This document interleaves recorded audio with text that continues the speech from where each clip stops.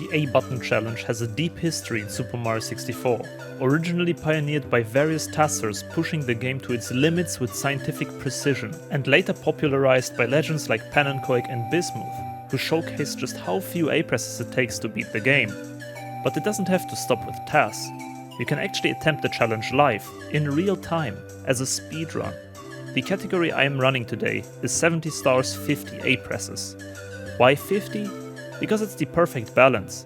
Low enough to showcase the crazy A-button challenge glitches, but high enough to keep it fast and speedy like a real speedrun.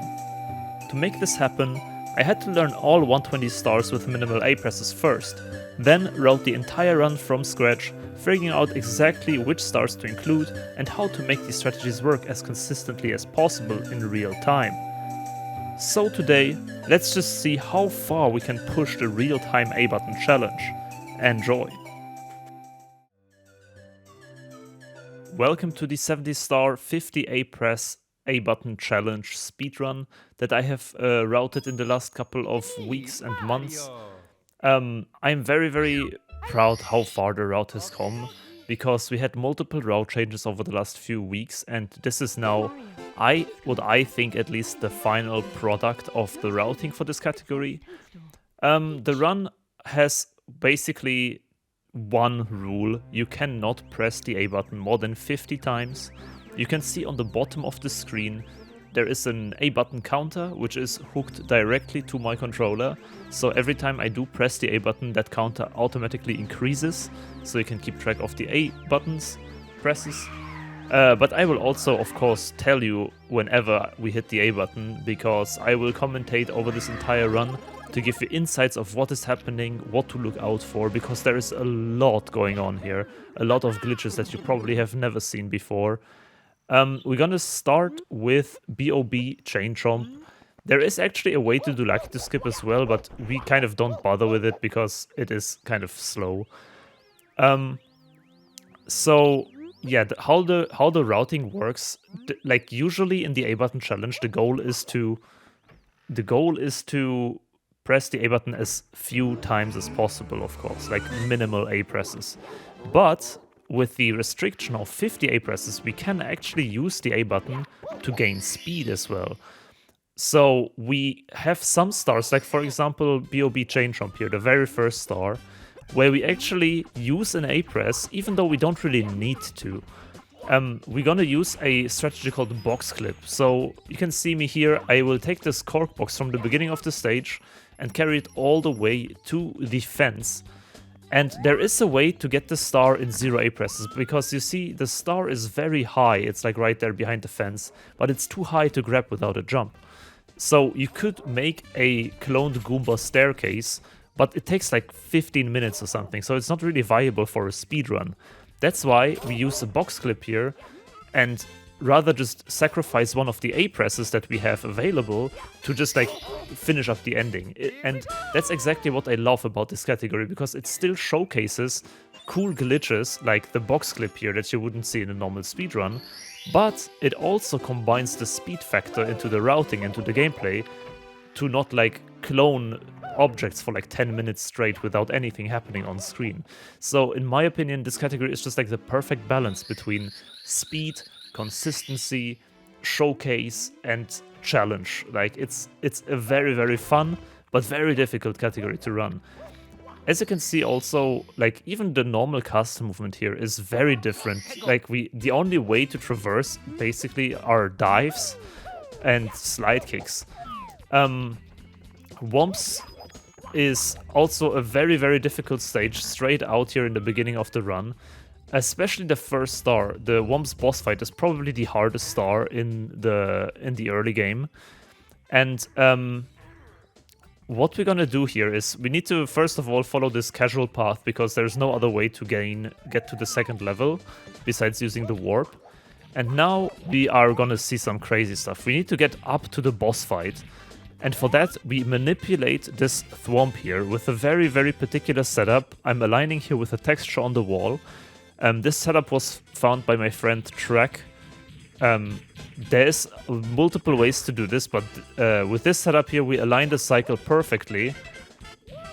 Get up the thwomp here with a tiny pause buffer walk, and then we can use the rotation of the thwomp to perfectly run onto the elevator in time. Otherwise, you would need to slide kick from the head of the thwomp. But yeah, it's very difficult. What is interesting now, how do we actually beat the boss? Because as you know, we cannot press the A button. How do you ground pound the boss fight? And look at this. We are balancing on these elevators here, and then trying to perform a very, very tight, specific walk onto the edge of the elevator while it's vertical. And then here I unfortunately failed, but you got the concept. We want to stand on the top of the elevator while it is turning. And that's why it's also so incredibly difficult, because the elevator becomes a slope eventually, right? So here you could see what happens like 90% out of the time, that you just slide down or fall down. But if you do everything correctly, maybe we'll see it here in the second try, what you can do is you can walk off the elevator and use the free fall to ground pound, and that ground pound clips you onto the boss without a jump. So here we can see it. I'm running down, free falling, ground pound, and that's a hit without A press. That is incredible. It's incredibly hard as well. Like when I first learned this strategy, I was like, okay, this is Kaizo. This is so incredibly hard. And now with all the new setups found by the community members, we have made this consistent enough to do in runs, which is like so cool.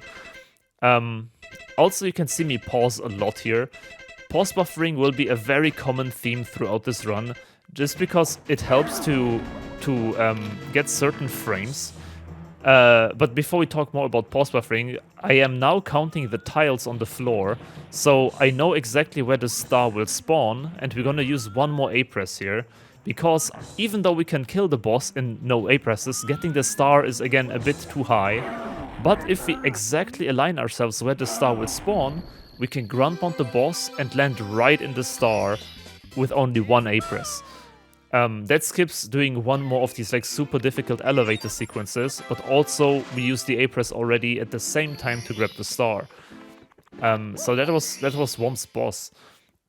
The Whomp's tower is very similar. We need to get up Whomp's fortress the exact same way as before.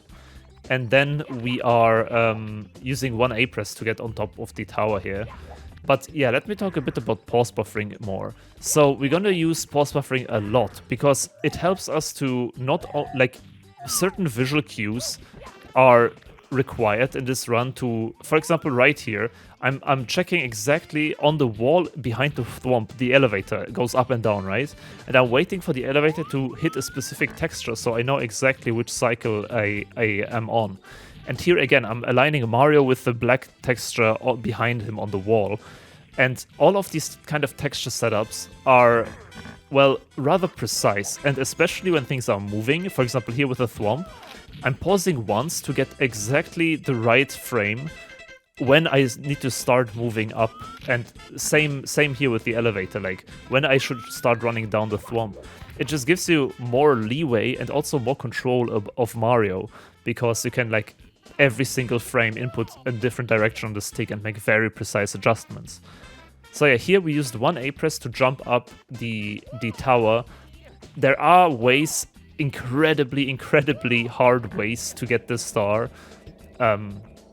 But with a one A press we can basically just scale the tower here and use ledge grabs. And now very fun strat, the star is still too high, but we can use a little kick here onto that railing, and then from the railing do another kick into the star, which is pretty funny. And now we need to talk about half A presses and parallel universes. No, just kidding. We're just talking about half A presses. So there is a common meme going around about pannenkoek videos, because in the RTA, or like in the A button challenge community, there is a thing called half an A press. And then there are comments like, oh, but you cannot say it's just half if you press the button, blah, blah, blah. But we are actually using half A presses in this run quite a lot. So what does that mean? For example, this owl here, usually you need to jump into the owl and yeah, then you fly with it and stuff. But it only works if you hold the A button. So we're using the owl now to get up here much faster without doing this weird thwomp method, right? Also crazy landing here on the elevator, that was a mistake. So we are now constantly holding the A button, or we were holding the A button from the last A press at the tower to utilize that A button further here to grab also the owl. And ride with the owl. So there will be much more half A presses that I will explain in the next few stars. First of all, let's focus here on 100 coins. Very precise platforming here on the rotating platforms. The only way to get a bit of height and distance is slide kicks and dive rollouts. So we are utilizing those here. We got all the coins. We skipped lots of stuff with the owl. That was also part of the new route. Now we are slide kicking onto the Thwomp here. So we can like grab the red that is up here with the slide kick. Just like that. And then continue the way with 100 coins. It is still a very, very fast star. So usually 100 coins are not that worth because, well, they are long and complex usually. But in this case, Whomp's 100 is very, very good for this speedrun. And also it showcases lots of like very cool movement in my opinion that you wouldn't see otherwise. So very cool stuff. We need to do one more round on this elevator to grab this red, as we have no way to jump it. And yeah, 100 coins and reds is fully 0 A presses. We get the entire 2 stars without. Here's a very cool trick. You can get to the wild blue area with a slide kick bounce to get in here. And then you can also, it's a like a frame perfect trick basically. It's incredibly precise. But if you slide kick bounce into this hole, hold down and then up, you can reach the blue coin switch with the ground pound, but you need like a very, very good angle or a like last frame ground pound. But yeah, it's incredibly hard. I just try it here. It's not required, luckily enough. You can always get the coin box at the end for a backup. And here now, since we are still holding the A button, that's why we can do the kicks. Like Mario has this little kick move, right? That to get up slopes, for example, it's called silly kicks in speedruns. Like here, this tiny kick, and we are still holding the A button after the owl. Constantly, just to have like more movement options. So the half A press, it's an incredibly. That's why we also cannot just punch the boxes. We need to dive into them because the punch is currently disabled since we hold the A button. And yeah, a lot of this run is actually played in a very uncomfortable controller position because you constantly need to hold the A button while playing. So you're like claw gripping the controller for like the majority of the run. But I think the strategies are very cool. So here we grab 100 coins and then just jump into the red coin star from above because again, it's too high for a normal rollout. That's a common theme that you will see throughout this run. The stars will be just like 1 pixel too high to grab normally. And we need to find like some creative ways to get them. So let me talk a bit about the new route. The Whomp's boss, the Whomp's tower, and the Whomp's owl. Those 3 stars are new in this route here that you see in this run. They were considered fast, but they were like very difficult because of the Whomp's boss fight. But since we have the newest strats with like tracks, Thwomp manipulation, for example, that's like it has become good enough to do in runs, and now it saves lots of time because we can skip long and hard stars later on.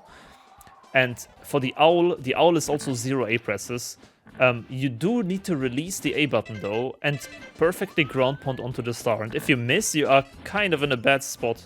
So you really want to make sure that you like pause buffer this properly, get the shadow of Mario to align with the star, and then release A and ground pound. Because if you once release A, you don't have the A button half an A press anymore, right? And then you cannot grab the owl anymore, which means you cannot retry this until you press the A button again.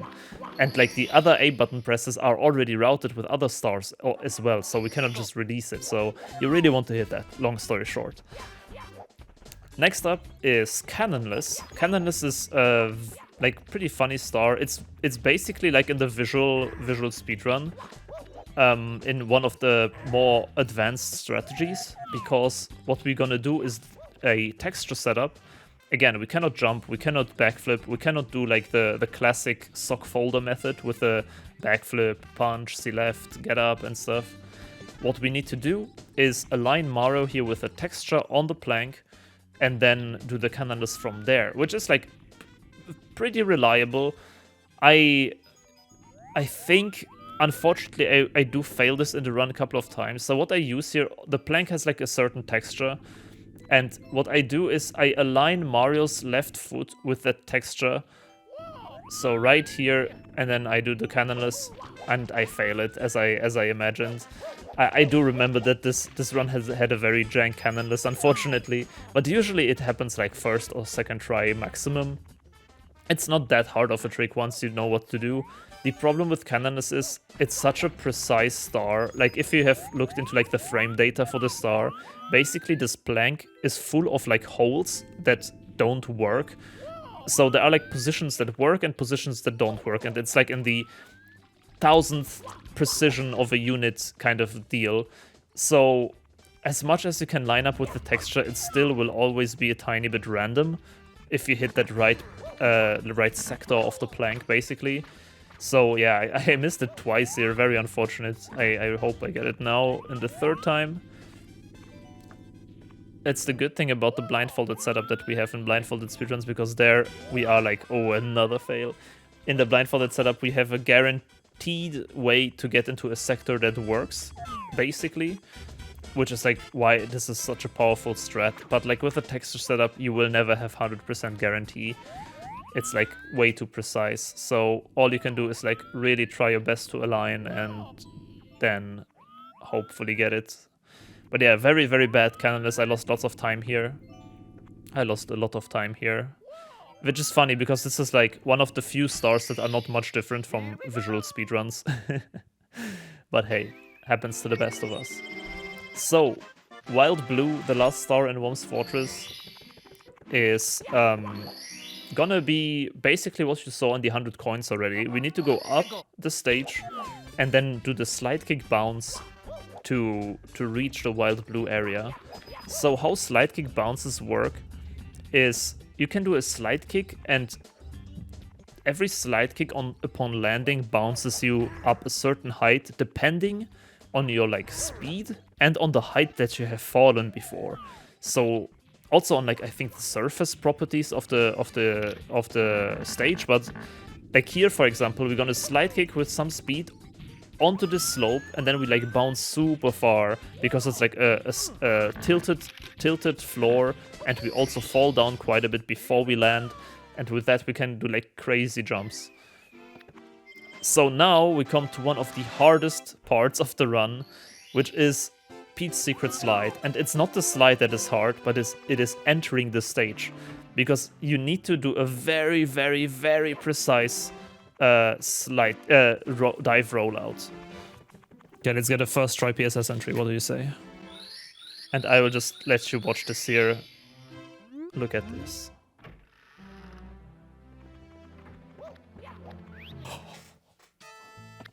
Oh, gold time. And that, my friends, is a first try PSS entry in a run. Very, very sick.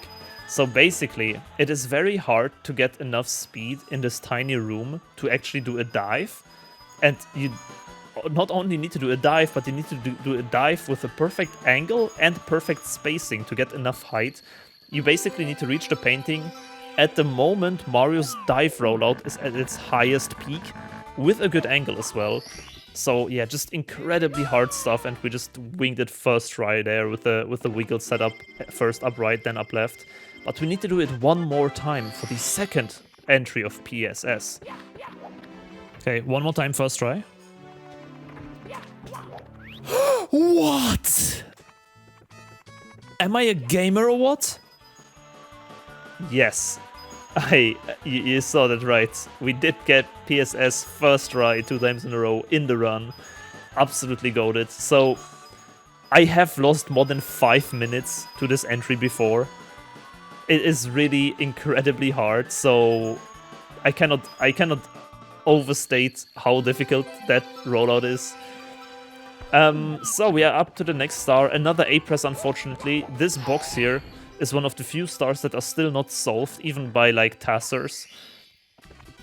So you need an A-press to jump into the star. There is just no way to gain height in this tiny room. There's no objects, you're alone with the slide.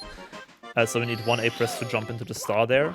But after this jump, we again hold the A button, you can see it on the input display on the bottom left as well. Like the blue button that's there, that's my A button. And it is constantly pressed. So why we need that is for multiple reasons. And we need to hold it throughout most of CCM. First of all, we're gonna do wall kicks for work. The first major use of the A button here is to get up this slope because it's slippery. Otherwise, if you cannot do silly kicks, you need to frame walk up it, which we'll also see in a second. But first of all is wall kicks for work. And we need the A button to jump onto this spin drift here and then flutter. And if you hold the A button while fluttering, you are actually falling down slower. Or like, yeah, you can get more distance basically. And what that is required, because we need to flutter straight into the star with like maximum speed here. Otherwise, there's again no way to grab the star because it's too high. And like this, we could grab it without any A press, which is pretty cool. So then we have the CCM slide, which is considerably one of the easiest stars in this run. You do need to do either a frame walk or have half an A press. So we do keep holding the A button to just get faster up here because the frame walk is slower than this. Kicking is definitely the faster method. And then we just use the slide, use a little shortcut here. Again, we cannot long jump in the beginning to accelerate, so we need to do like a tiny break on the middle platform there with the dive, just to reach the bottom safely. Little moonwalk for swag into the door. And that's the CCM slide. CCM Penguin is also not really special, it's basically exactly the same star. So let me already talk to you about the next one, which is going to be CCM 100 coins and red coins. And that one is really interesting in my opinion. So the 100 coin star in CCM is very easy. The 100 coin star is very easy because you can do the slide, and the slide has so many coins. You are like basically starting with 70 coins or something before you actually do anything, which is like, yeah, the 100 coin star is a joke. But the red coin star, on the other hand, think about all the red coins that are in the stage. They seem all rather easy to get, even without A press. But there is one coin that is really, really a problem. And we will see why in just a second. And we use a crazy, crazy technique to spawn, to basically get that one red coin. And yeah, I will not spoil it until we're there. So for now, this was the penguin star. We just basically did a slide again, like similar to the first one. The star luckily does not spawn very high. It spawns just next to Mario here. We can just walk into it. And yeah, so my history with the A button challenge is that a couple of months ago, around 3 or 4 months ago, a friend of mine named Kiwi Taco made a achievement set on retro achievements for Super Mario 64, which was the A button challenge, like all 120 stars in minimal A presses.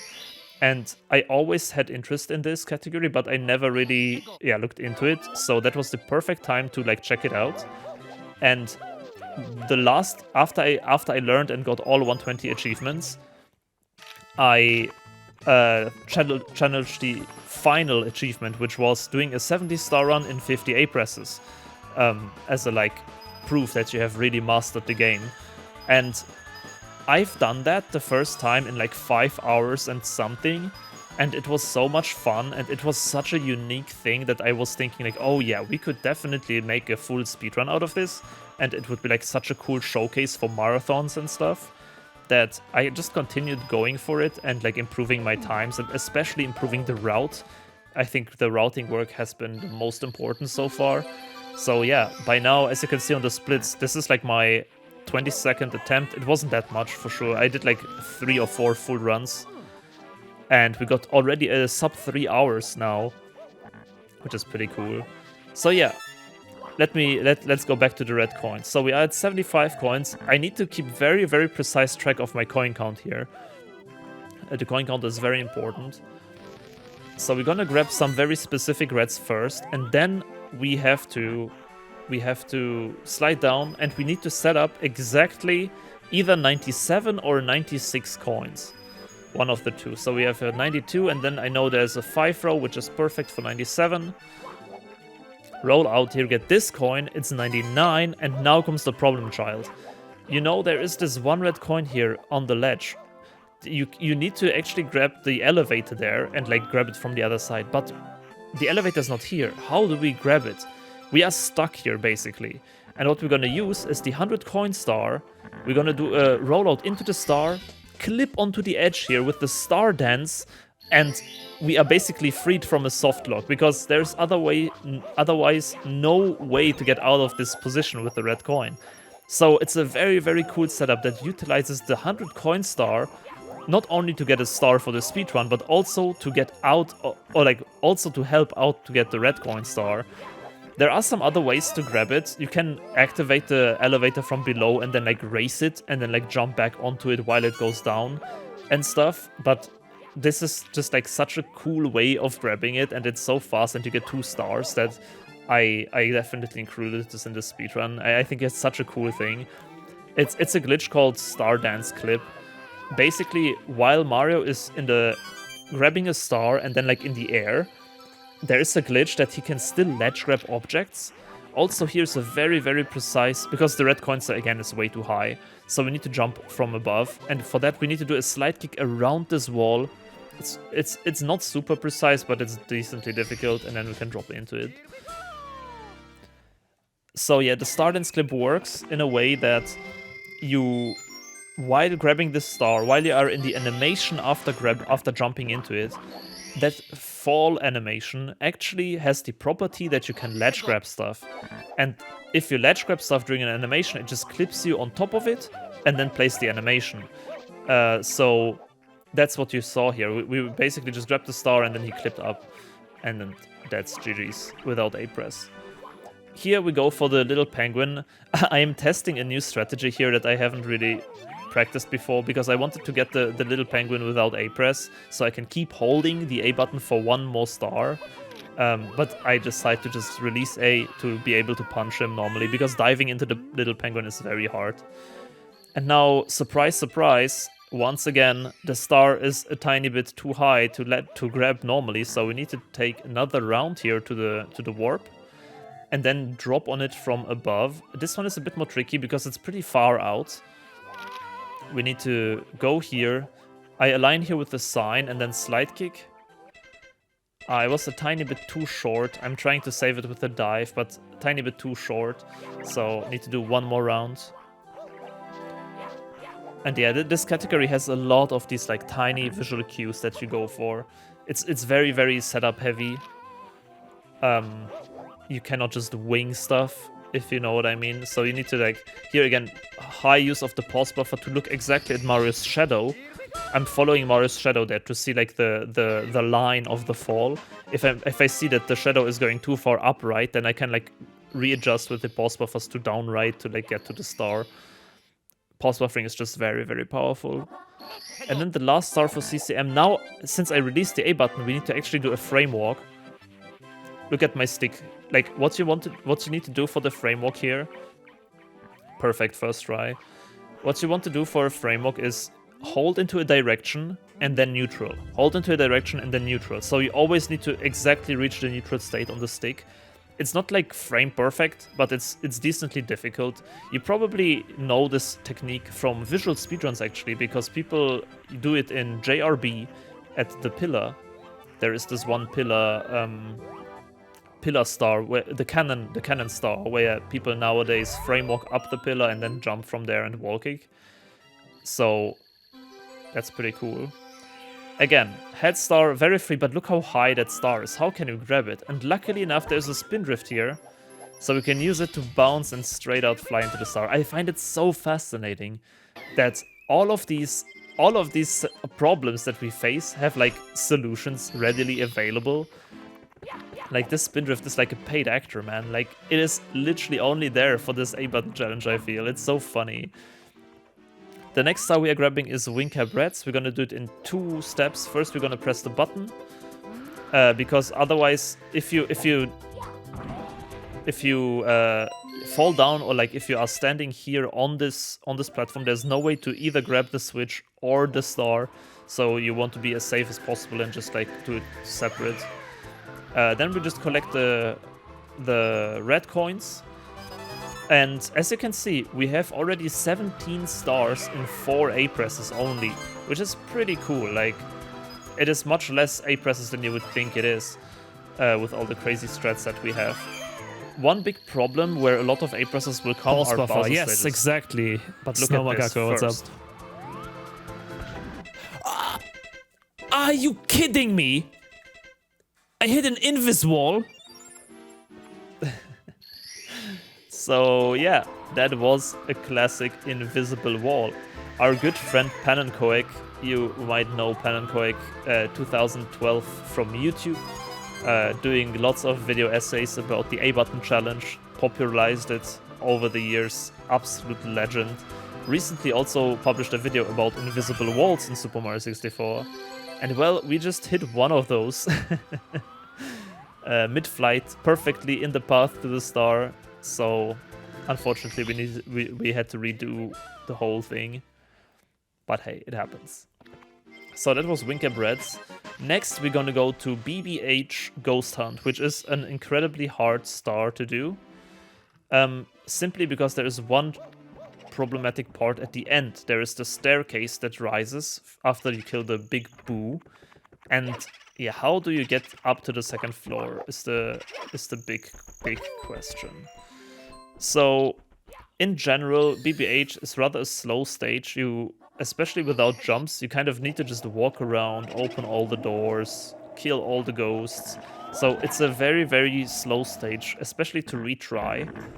And the problem is that you need to do this entire star every single time when you fail at the very end, because there is a frame perfect trick at the end of the star called VSC, Vertical Speed Conservation, which basically allows you to store a jump on the B button instead of the A button. It's rather complicated, but I will try my best to explain it in like simple ways. So the staircase at the end will start rising, correct? Here in the middle of this main room. The staircase will start rising, and what you can do is do a dive and roll out while on the staircase while it is rising.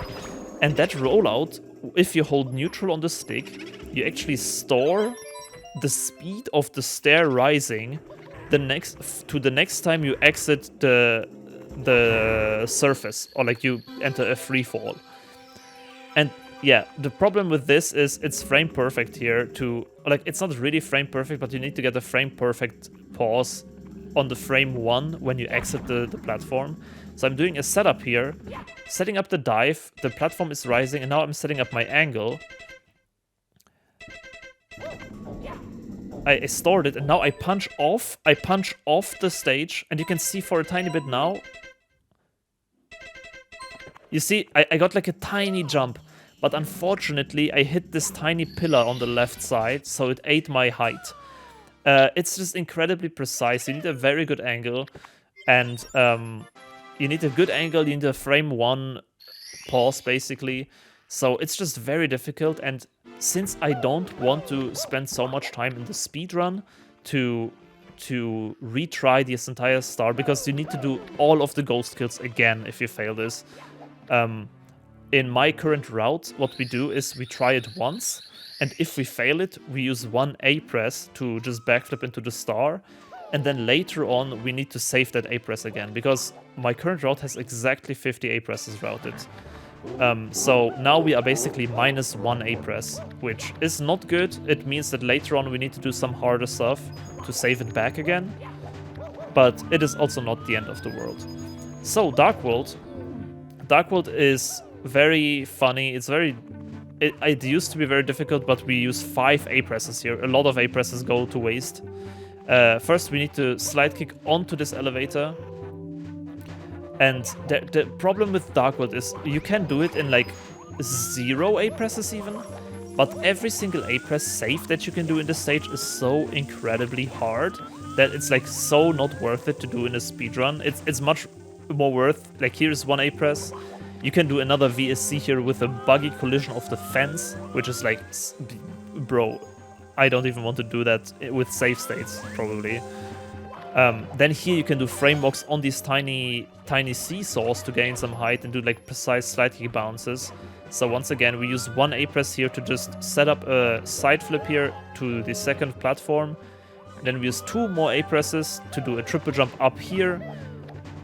And then one last A-press to get into the pipe. Lots of A-presses, but it is, trust me, it is very, very, very required because all the tricks are so difficult there. You can also enter the pipe with 0 A-presses via a misalignment.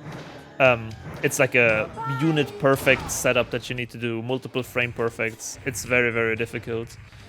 And also the slope you can get up without the triple jump that I did. It works in a way that you need to basically do a slope grind. At the side of the slope you can like grind it up, but again, it's very, first of all, it's very difficult, but second of all, it's very risky. And if we die in the end of Sky, we already have, in the end of Dark World, we already have pressed the A button a couple of times minimum. So if we die, the run is just over. I need to consider like the run safety here too. And yeah, that's why we decided in Dark World to rather use more A-presses to be safe and fast than to do like these crazy strategies. Now, very interesting strategy, and there's lots to talk about here in this star. First of all, I'm switching controllers. I have switched controllers here to an analog controller. Think of a keyboard. I'm playing on the Wii Virtual Console, so this is original hardware, but I have a controller that has basically a D-pad as an input. And we are not holding A right now, so we cannot do fast swims. We need to do the tiny punches here, at least until the pillar. And then why I use the other controller is because it allows us to much easier frame walk. Frame walking on a stick is very difficult because it's a stick, but if you have an analog button, or a digital button, you can very easily frame walk. And now we also play on the Japanese version of the game, solely for this one star, because it is not in a box anymore. So what we do is we frame walk, jump, dive, roll out into the star. Perfectly, 1 A-press. The counter does not increase because it's a different controller. We do adjust it after we switch back. So why the whole trouble of like switching controllers and playing on Japanese and all of that? It's literally all because of this one star here. So usually in the US release of the game, or like the European release of the game, this star is in a box. And the problem is you can do the frame walk with the other controller very easily, that's not a problem. But you cannot instantly grab the star. And in Japanese you can, as you could see, just jump and dive and roll out and you have the star. So what you need to do in the US is you need to open the box, and then you need to, on this tiny stone platform that is up there, you need to do a very, very tight and precise dive rollout. You need to get enough speed by running circles and then dive and like instantly hold back, curve into the star and like grab it like that. But again, it is extremely scary because if you fall down, that means you need to do another jump to get up there. And we cannot waste any jumps in this run, so if we can basically cheese this by playing on Japanese, that is a huge win for us. Now, the second star we're gonna do is JRB Ship, which used to be one of the hardest stars ever. It's like such a very annoying and precise frame walk that you need at the end of it to grab the star. But we are holding A again. Since the last frame walk star, we utilized that A press from the jump to, first of all, swim faster. You could see we have now, like before the ship here, before the loading zone, we had the faster swim by holding A and not the punches. Now that we entered the loading zone, we again only have the punches, unfortunately, but we are still holding the A button right now. So that is one benefit, and the second benefit is that holding the A button here makes the next trick so much more easy, because usually this trick is done in 0 A presses, but in 0.5 A presses, which doesn't increase the jump counter since we can just leech off that last A press from the frame walk. That makes it so much easier here because of 2 reasons. First of all, we can just kick up this slope here without doing crazy stuff to get up this whole hill. That's a big reason why it saves time. Second of all, again, the box is very high, right? So what we need to do here is frame walk up the ship. We need to frame walk up the ship, and then on the highest peak, while the slope gets too high, Mario is like falling down. And during the fall down, we hold back into the box and then ground pound under the box. Right here, I made it look very easy. But this is incredibly hard if you don't do it with an A button. If you have the A button held, the positive thing is that you can press B at a very high point of the frame walk, and it launches you automatically a bit further out, so you gain more distance. And that extra distance makes the star basically free. If you do it without the B button, this is like so incredibly precise. I think Bismuth has actually talked about this in his videos as well. Like, you need a very specific range of stick inputs and then like a frame perfect ground pound or something. It's ridiculous. So yeah, very happy that we found that we found the strategy that with half an A press this is so much easier. Then the eel star in JRB. Nothing too special here. We have the fast swims from holding the A button still from the last few stars. Again, leeching off, getting as much value as we can from the 1A press. And then using the B to slow down. This is actually really difficult for me, at least, because it's very hard to judge the hitbox of the eel. So you need to of course hit the tail exactly here. But if you only have the B button to do these tiny lunges forward in the water, it's very hard to actually hit it. And if you get hit by the eel, you have to redo the whole swimming, which is very slow. So I'm very happy that I got this first try. Last star in JRB, and considerably the easiest, is the chest star in the cave. For that we need to one more time swim all the way to the end here, getting into the cave. And then we need one more A press, unfortunately, for grabbing the star. It is again a tiny bit too high to grab. And there actually have been like recent improvements, because this star was unsolved for the longest time. And I think recently they found like a crazy hyper speed backwalk, speed conservation, crazy strat for TAS at least. And I think TAS can now get the star actually in 0 A presses since like 1 year or so. But yeah, also don't quote me on that. I'm not a full expert on the TAS route, I have to completely be honest. But I do remember that there were some improvements in the recent times. So now we are in the cave. There's one more tricky thing here. There's again a high ledge where we need to roll out onto. This ledge here. It's the same height as the PSS rollout. So we need a perfect angle and the perfect spacing to get up here. I think actually it's like 1 or 2 units lower than PSS still. But yeah, it's also unfortunately a common theme in the A button challenge that there is some ledges where you need to dive to that are just a tiny bit too high, and it's like only working with the one specific spot of the dive rollout height. So yeah, here I switch controllers again, so now the A button counter is up to date. And we are moving on to Bob-omb Battlefield to clean up the first stage of the run. 40 minutes in and only 23 stars. Now, that might seem like a pretty bad pace, but the lobby, like luckily or... I don't know if luckily or unluckily actually, but the lobby part, like the beginning of the run, is actually not maybe the harder one, but definitely the slower one. There's lots of crazy stuff in the early game that like you just need to do, but the basement, for example, basement and upstairs, you can get a lot of stars very fast. So it's rather like a difficult start, and then it gets a bit... It doesn't get easier by any means, but it gets faster because the stars are just shorter. So Bob King here, there's nothing special about this. You just climb up the hill. We keep holding the A button still here from the chest star to be able to silly kick up the slope. And then we need to release it here, unfortunately, again. Even though I would like to keep it, we need to release the A button because we cannot grab the king otherwise. So now we don't have A button pressed, which means that I actually think I will change the route. Like, also, little disclaimer, my splits are a complete mess because of the reroute. So all the times that you see on the splits are like very inaccurate. simply because there's like stars missing. We are doing earlier more stars and later less stars, and it's just a mess. So yeah, this was Bob, the boss fight, the king fight, and now comes the Cooper race. Normally, but I do kind of want to hold the A button for the Cooper race in order to be able to, what do you mean, go up the slope with the silly kicks again. So I'm right now considering, should I maybe first do a different star? Because we need to press the A button for the other stars in Bob.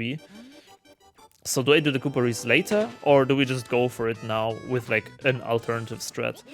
And I think I decide to just go for the Cooper now, because we open the cannon here, we need the cannon for a couple of stars, and then the Cooper is anyways on a cycle. It only is like a minimal time loss if you, like, the Cooper speeds up after you finish the race, and you want to finish the race as fast as possible. So I now take the warp here and just climb up the mountain the normal way, because we don't have the A button held. But if you would do the silly kicks, you would finish the race like, I don't know, 4 seconds faster. And that is not a 4-second time save, but Cooper would start running faster a tiny bit earlier. So that would be maybe like a 1 second time save or something. And I was just like, yeah, I would rather keep my splits clean. I don't care. So we just go up here now. And then the next couple of stars are a bit scary. The next couple of stars are of the scary kind, because most of the A presses that are routed in the run are I routed them in a way that the A presses are safe. So for example, what you saw in JRB chests in the last previous star, where you can do the entire star in 0 A presses, and then the A press that you actually need is only there in like 100% consistent way, so you cannot lose it. It's just to jump into the star, for example. Or like in PSS, the slow PSS, we also do the whole thing without A button, and then we jump into the star. Similar to chain jump as well. It's a very common theme, because it just makes it safe, you know? And unfortunately, the next 3 stars, they don't have safe A presses. They need an A press, and if you mess up after the A press, you are cooked. So we now go for Bob secrets with wing cap, and we need to, you know, it's the secret rings in the sky where you need to fly through, and we're gonna use this cannon right here with this wing cap here. So the problem is, yeah, if you miss a secret while you are in the flight, or like if you especially miss the first secret, because that one is too high to get, like if you don't get this first try now, you need to re-exit the whole thing and like press the A button again to shoot out of the cannon, because the cannon shot uses an A press. There's no other way to do it. So now I'm hitting the second, and I missed one secret here. That's pretty scary, but it was one of the lower ones, so we can just go back one more time here very easily. So, you know, it's not too scary. Like, I'm not saying it's difficult, but you know, you go into the star knowing that, okay, if you mess this up, it's gonna be bad. So you are kind of always a bit tense during these kind of stars. Bob Island is very similar. You need to use the cannon shot to get up to the island, and then you need to ground pound perfectly under the box. If you ground pound a bit too early or too late, you will not get the star, because it's again too high. So you really need to open that box on the first flight here. There is, for this star particularly, there is also a way to get there in 0.5 A presses or even in 0 A presses, but since it's so difficult and also it requires a lot of time, it is much faster to do, especially since we use the cannon for other stars as well. It's much better to just use the A press here and then ground pound under the box. So here another A press for the cannon shot, and then perfect ground pound. Oh, perfect. So it's a bit scary. Like if you miss the ground pound, you just cannot grab the star. You need another A press to grab the star if you fail this. Or another flight, but both are bad scenarios. As I said, we have 50 A presses routed, so any A press that we make a mistake of, we need to somehow fix later with alternative strats. That's kind of also part of my routing. Like I left some stars at the end that I can do in one A press, for speed, but I also can do them in 0 A presses. It just takes like a minute or two longer. So we always have some of these safety stars at the end. Now 100 coins and reds is also rather interesting. Both stars can be done in 0 A presses, but I'm gonna use 1 A press to just speed them up a lot. Because red coins, all of the red coins are very easy, besides one of them, which is on the island. And again, same as with the island star, you can go to the island in 0 A presses, but it's rather difficult and it takes quite a long time. So what we're gonna do here is use 1 A press to go to the island, grab the red, but also we can grab a lot of coins in the air in combination. So this 1 A press here has lots of value. We get basically 2 stars with this 1 A press. We get the 100 coin star much faster because we grab so many coins in the air. And we also grab the red coin on the island. So it's like a 2-in-1 kind of deal. So now I'm just flying around trying to get as many coins as I can. I do one more round here. And then the most important thing is, like, you don't need these coins in the air. They are just a bonus. But this red coin here, you really want to grab this red coin. Otherwise you're cooked. So yeah, I got lots of coins here in the air, which is super nice. Lots of coins, which makes every coin that we get in the air just makes the 100 coin star much faster. Then we go instantly here up the mountain with the wing cap while we have it to save some time climbing up here. There's another 10. So fun fact about Bob 100, there is exactly 99 coins that you can get easily in this stage without an A button. 99. Like, if you kill all the Goombas, all the Bob-ombs, everything, every stationary coin, you get 99. And then you need to either get something from the air or the red coin on the island. So you cannot get the 100 coin star without you doing some crazy glitches or like using an A press. There is, you can also, what you can do, like, you can either go to the island or do a flight. Or you can clone a coin by doing a clone glitch with the Bob-omb here. That's actually not that slow even, but again, since we use the A press anyways to make the red coin star easier, we also use it to do the 100 coin star easier, and we got lots of coins from the air. So now we can skip hunting all these tiny enemies. We can just be super fast. Now at 75 coins already, we can just do the poles like in the visual speedrun, and that's perfectly it.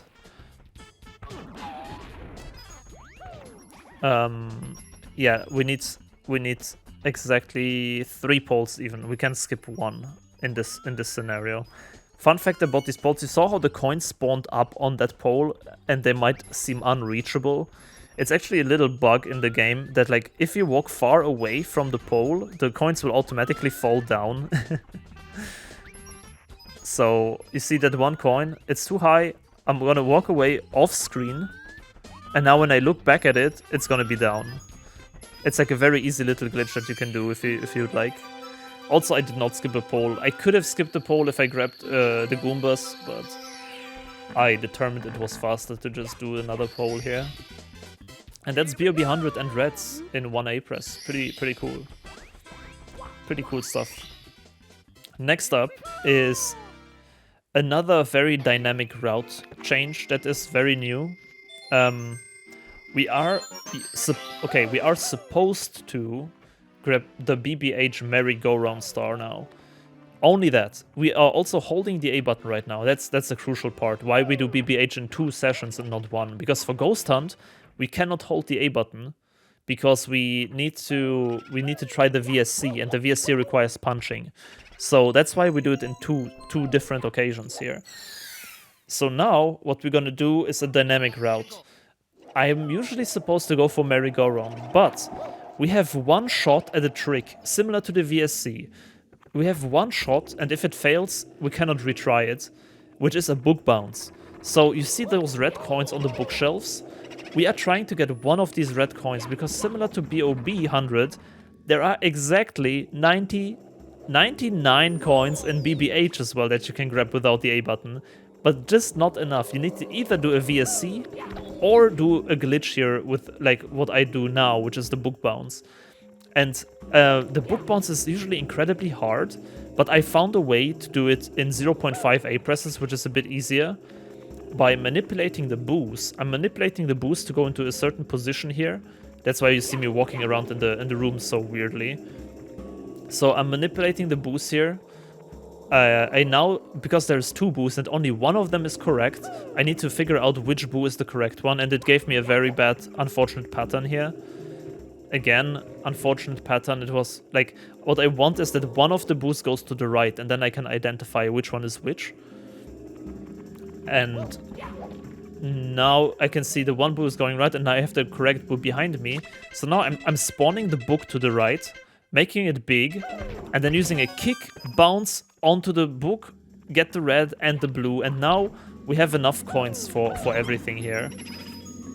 So that is the book bounce, and we've done this without A press, and this is why the route is dynamic. So if I would have failed this book bounce, I would have just gone for merry-go-round and called it a day. But since we do have one chance, and I did hit the chance, now we can get an extra star. We can get this star instead and later skip a difficult one. And also, we can skip an A press, because we can skip later on a star that requires an A press, correct? So, especially since I already lost an A press in the first BBH star, now we have officially saved it back again. So we are back on track to 50 A presses right now. I saved the A press back and we are +1 star.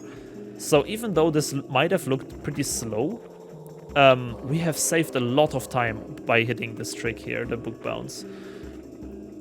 Now we just need to run through the entire house here, get all the coins.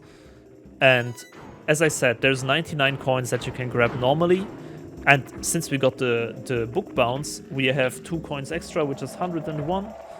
So we are safe to get the 100 coin star together with merry-go-round. We just need to clean up all the coins on the stage, and then we are good to go. So we're gonna do 1 round around the house here. Bit of scuttlebutt hunting. Coin RNG is actually not that bad in this run, in like ever. Most of the stars that we do don't really have coin RNG. There is some stars in the A button challenge like TTC 100 or THI 100, I think is the most random star in terms of RNG. But yeah, everything in this one is pretty tame in that regard. So now I'm opening these 2 boxes, and then there's one more eyeball inside the house here. And then I noticed that I don't have enough coins because I'm supposed to have 76. No, yeah, 76 is my coin count that I'm supposed to have. And now I notice like, oh wait, I have 71. Something is wrong. And then I'm trying to remember which one I have missed. Can you guess which one I have missed? Did you see what I forgot? Because like while playing, I completely did not notice it. I just did not notice it at all. I'm gonna check here. I was like, oh yeah, I know which one I missed. It is the one here behind the door, right? Nope, I got this one. So I'm very confused. What did I miss? It must be a 5 coin. So it's either an eyeball or a boo.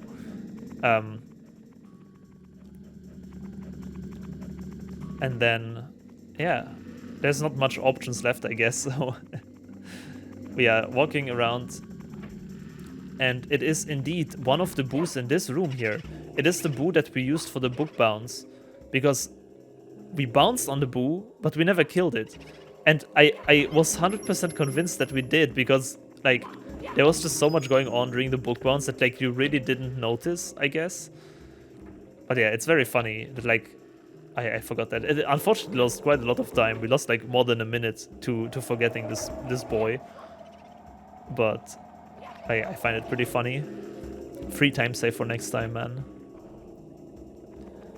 So yeah, then we go down the basement. We cannot do the shortcut through the ghost room because there's water. And you cannot jump out of water without an A button. I don't know if you ever thought about that. It's actually pretty crazy how many things you cannot do without the A button. I mean, it's not that crazy considering this whole game is built around jumping and then you don't jump. So yeah, we do merry-go-round here, get the last coins from the boost, and then we should be exactly at 101. Spawning the 100 coin star together with the big boo, and then getting both of the stars. Oh yeah, one more thing. Unfortunately, same pattern as always. The star is gonna be a tiny bit too high to grab, so we need one more A-press to actually grab the star. After all this hard work, with all the glitches, with the book bounce and everything, we still need an A-press at the very end. There is actually a way to get this even in real time with 0 A-presses, but it requires Scuttlebug raising. Maybe you have heard the term before from the famous 0.5 A-press Rolling Rocks video from pannenkoek. But yeah, difficult glitches, not viable for a speedrun at least like this. So, we are finally done with the lobby, and we are moving on to the basement. 1 hour into the run, and we are at 31 stars, close to halfway. Now, basement will be fun and fast. LLL might seem scary because of all the lava, but actually the lava helps you so much, since it gives you vertical height when you lava boost. So most of the stars in LLL are actually really free because there is lava. We also grab MIPS, of course, here. It's a free real estate. And yeah, 32 stars and 16 A-presses. The first star in LLL we're gonna do is the red coin star. It's very fast, very easy. You basically just do the visual strat, honestly. You don't do a jump here, a long jump, but you do a slide kick. So slide kicks also have a very funny property that they make you invincible. So you can slide kick on lava, for example, and not get burned, at least until after the bounce. So as you can see, very fast star here. Next up is the big bully. The big bully star. Also nothing really special. I do think I mess up once, actually, because while the star is not very difficult and hard, you need to keep track of your health, because you do need 1 or 2 lava bounces at the end of the star to get up to the platform where the star spawns. So here, I'm grabbing 1 coin, 2 coins, but I'm actually supposed to grab all 3, and that is something I forgot. Because now I have only 1 health, and each lava takes 3 health away from you. So I just miscalculated that, unfortunately, which is like a pretty stupid time loss, and it's entirely my fault as well. Because there's 5 here to heal you up, but it's still just 6 total, and now I don't have enough health to, well, to get to the star, so now I'm panicking. You can see in my face the dread. I'm thinking maybe I can save it by doing just 1, but yeah, it's just not high enough. So I have to redo it. A bit unfortunate but that was my fault, my stupidity for sure. Bit of a time loss there, but it happens to the best of us. So now we're gonna do a different route, which is much safer, much better in terms of coin count. We go here to the right side and basically skip 1 lava boost. So we have like, yeah, basically full health going in here. Just playing it very safe. At least with this route, I think I'm gonna main this route from now on anyways, because with this route, we don't need to get the 5 on the side here after the boss fight anyways. So, also, bro, fighting bullies without a button is so hard. Because usually you ground pound them or you jump into them or something, but like, if you only have your jumps, if you only have your punches, that's like so difficult. You will see that in the tiny bully star right after. Like, the bullies are really rough. Tiny bullies works pretty much the same way as this one. We need to watch our health. We need to watch our health quite a bit. And then get to the bully platform safely. And then just defeat the bullies. This rollout here is pretty precise to get up both steps in one go. You need a pretty precise rollout with lots of speed. You cannot really slow down there.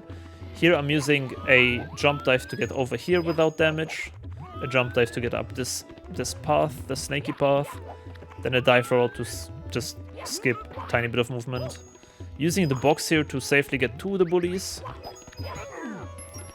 And then the bullying begins. So what you want to do is separate them so that at least only one of them targets you at a time, because otherwise it's like impossible. The punch is way too slow in its animation to like deal with multiple at once. And here I nearly messed up by putting that one bully onto the moving platform. But yeah, once again, as always, the star is a tiny bit too high to jump to get into, but we don't need to use a jump because there's lava. Shoutouts to Lethal Lava Land for providing lava jumps. So, actually solvable star, which is pretty cool.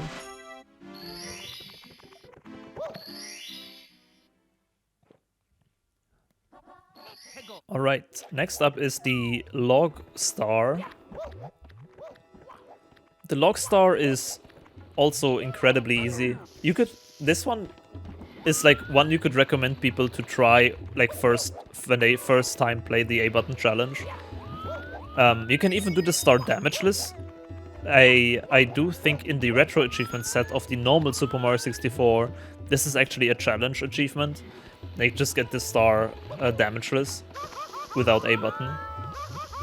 But yeah, even when you can take damage, it's trivial because you can lava boost everywhere. But yeah, very, very fun and little easy star. Next up is LLL 100. And also Elevator, it's written on the split, but we are kind of doing them separately anyways. So it doesn't really matter. So, 100 coins. I need to put a big disclaimer here on this run. I used to do a different strat here because you can get the shell. You know, there's a shell in Lethal Lava Land. And you can get the shell and get like lots of coins with that. And that's what I've been doing so far in all of my attempts. And this is the first one I'm trying a new route without the shell. And as you can imagine, trying out new stuff for the first time mid-run is never a good idea. So, spoiler alert, you will see a bit of a failure here. First of all, I forgot this eyeball, I had to go back. But yeah, you basically, what you want to do is collect all the coins, of course, just running around, using the lava for jumps. You can actually get this 5-row without the shell, with a slide kick bounce, which is pretty cool. I like that strat. Then you move on here, you get the 4 coins from this platform, but we're already a bit low on health, which is totally fine still. One more lava boost here. Get all these 5. And now comes the big mistake. I unfortunately bonk my head into this platform. I don't know why that happened, honestly. I had like so much speed and it looked very much like I can do this. And then here I wanted to dive. I wanted to dive to the coin. But instead of a dive, I didn't have enough speed and he punched. And the punch directly sent me into the lava. Unfortunately, I have to redo the star. It's just like these tiny, tiny details that you need to constantly be aware of, like your health, your movement options. Like if you suddenly bonk and you have not much health as you are supposed to, like what to do as a backup. But yeah, now I remembered the eye. Now we do this first. It's much faster to do this first, of course. Then we don't need to come back here later. But yeah, it's very funny. You can see so much that I'm like so much less confident in this star than the other ones I've done so far, simply because this is this new route that I haven't done before. I should have probably sticked with the shell route until I got better with this one, but yeah. I mean, at some point we need to practice new things, right?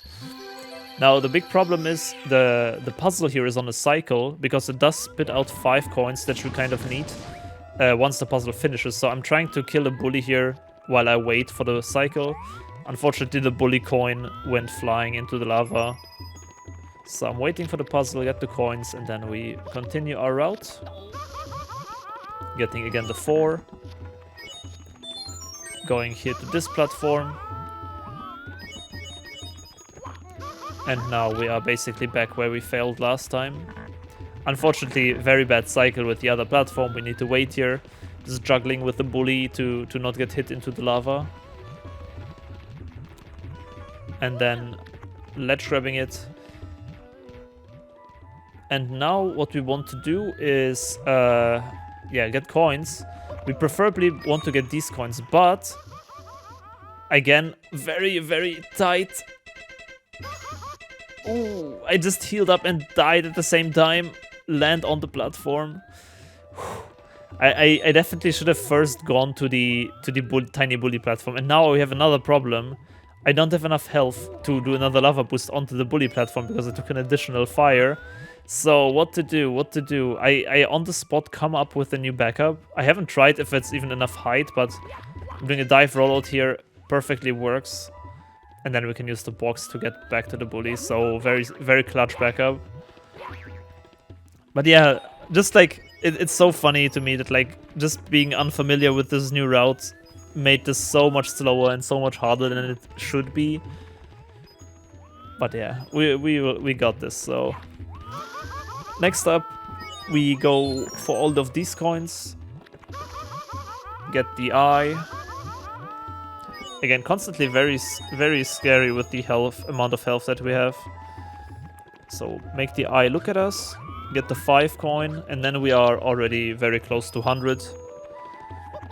We need one more slide kick here to the snake path. And then go to the tiny bully platform. There's an 8 row. Nice. And then there's another 5 row here, and then we have a couple of coins inside the volcano that we can grab. And then we come to the first star, which is interesting, because it's the first star where we use 2 A presses.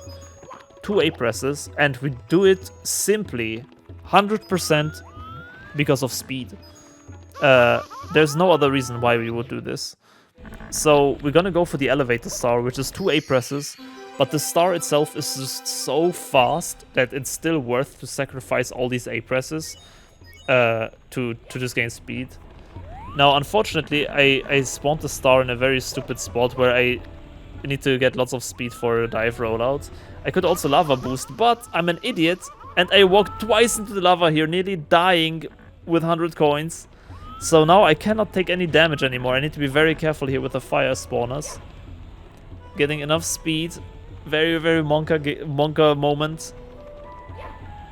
Oh my god, he's so scared to get enough speed for a dive.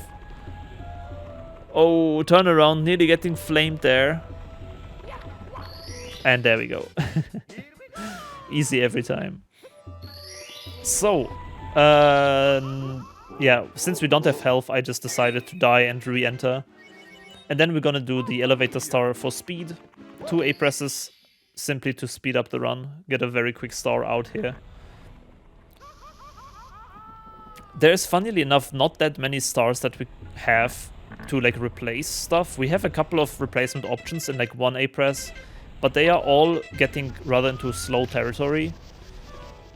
And yeah, poles in the A button challenge are a big problem. So there's basically no way to jump out of poles without the A button. And that's why we need 2 presses here. And that's LLL. The next stage we're gonna tackle is Shifting Sandland. Shifting Sandland has a lot of stars as well, and there are some scary ones. Again, similar concept as in Bob. It's risky A presses, so they are not just to grab the star, but you actually need to do movement afterwards. So what we need to do here first is we want to open the top of the pyramid. So we need to go to all the pillars. Unfortunately, we do not have access to the wing cap nor to the shell. So we need to walk to these pillars here by manual force, by just walking and doing dives. The big problem is that the sand slows you down. Also here I lost my box in a very weird way. I was very confused why that happened. So need to walk around. Because yeah, the wing cap and the shell are like on top of this thing, and it's very hard to reach. And even then the boxes are too high. So here you need to space your dive rollouts like just on the seam. That's so unfair. So you need to space your dive rollouts very, very well, because otherwise you slow down too much in the quicksand. And once you have no speed, you can do nothing in this game without A button. the only way to get out of like sand is by pressing A.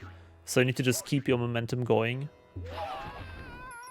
So I do have a setup like with when I dive and what to do and stuff.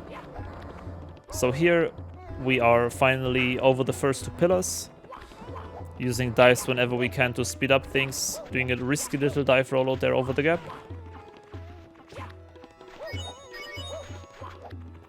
And then the pyramid is open. Here's a very cool little strat. We use the crazy box here with the jump dive to get a bit of additional distance. And then we actually can perfectly land in the pyramid here. And then we use 1 A press to long jump into the star. That's still the safe one. We are also gonna do the secrets and the iRock star, and both of these are like a bit more risky because the A press is before gameplay, so you cannot mess up afterwards. Kind of scary. And unfortunately, at least for the secret star, we need to again open the top of the pyramid, since we need to drop down from the top. Usually it doesn't really take long time to open the pyramid's top, like with these pillars, but in this run particularly, I was pretty bad. Again, very weird and unlucky bonk there. I just didn't. I pressed B too late, and the dive didn't happen from the top of the pyramid, but from the side already, which gives you reduced height. You need to be very, very well aware of like all the geometry for this challenge in the game. And like what surfaces there are, what you can do on which surface, and all of these things, which I really like about it. I think that's like this category is such a cool like knowledge-based gameplay. Even if you are like not the best player in the world, you can still like be very good at the A button challenge because of like how well you know the physics and stuff, which I very much appreciate. It's a very cool thing. So here again, entering the pyramid, and now comes the secret star. This one is scary. You need to, by any means, hold the A button here after the long jump. I have lost runs to this before because I forgot to hold it, but you need to hold the A button. And here you need to drop down to the secrets, and if you fall and miss, that's GG's. The run is kind of dead because you lose an A press. And you need to hold the A button here because of this quicksand. You need to have the kicks, otherwise you have no chance of grabbing the star. This is the only way to grab the star here. You need to have these kicks. Perfect. So that's a very scary one out of the way. And then iRock is the last scary one, and then for quite a while it becomes rather safe. I say rather because there is still stuff that can fail, but it's not that bad. So iRock, we actually do not enter the top of the pyramid, but the bottom of the pyramid to speed things up a bit. Using the top is much safer by like a mile, because you can just after you open the top of the pyramid, you can just ride the elevator and then just jump into the iRock's room. But you can also do a very risky long jump here, which I used in Blindfolded speedruns, so I'm used to this jump.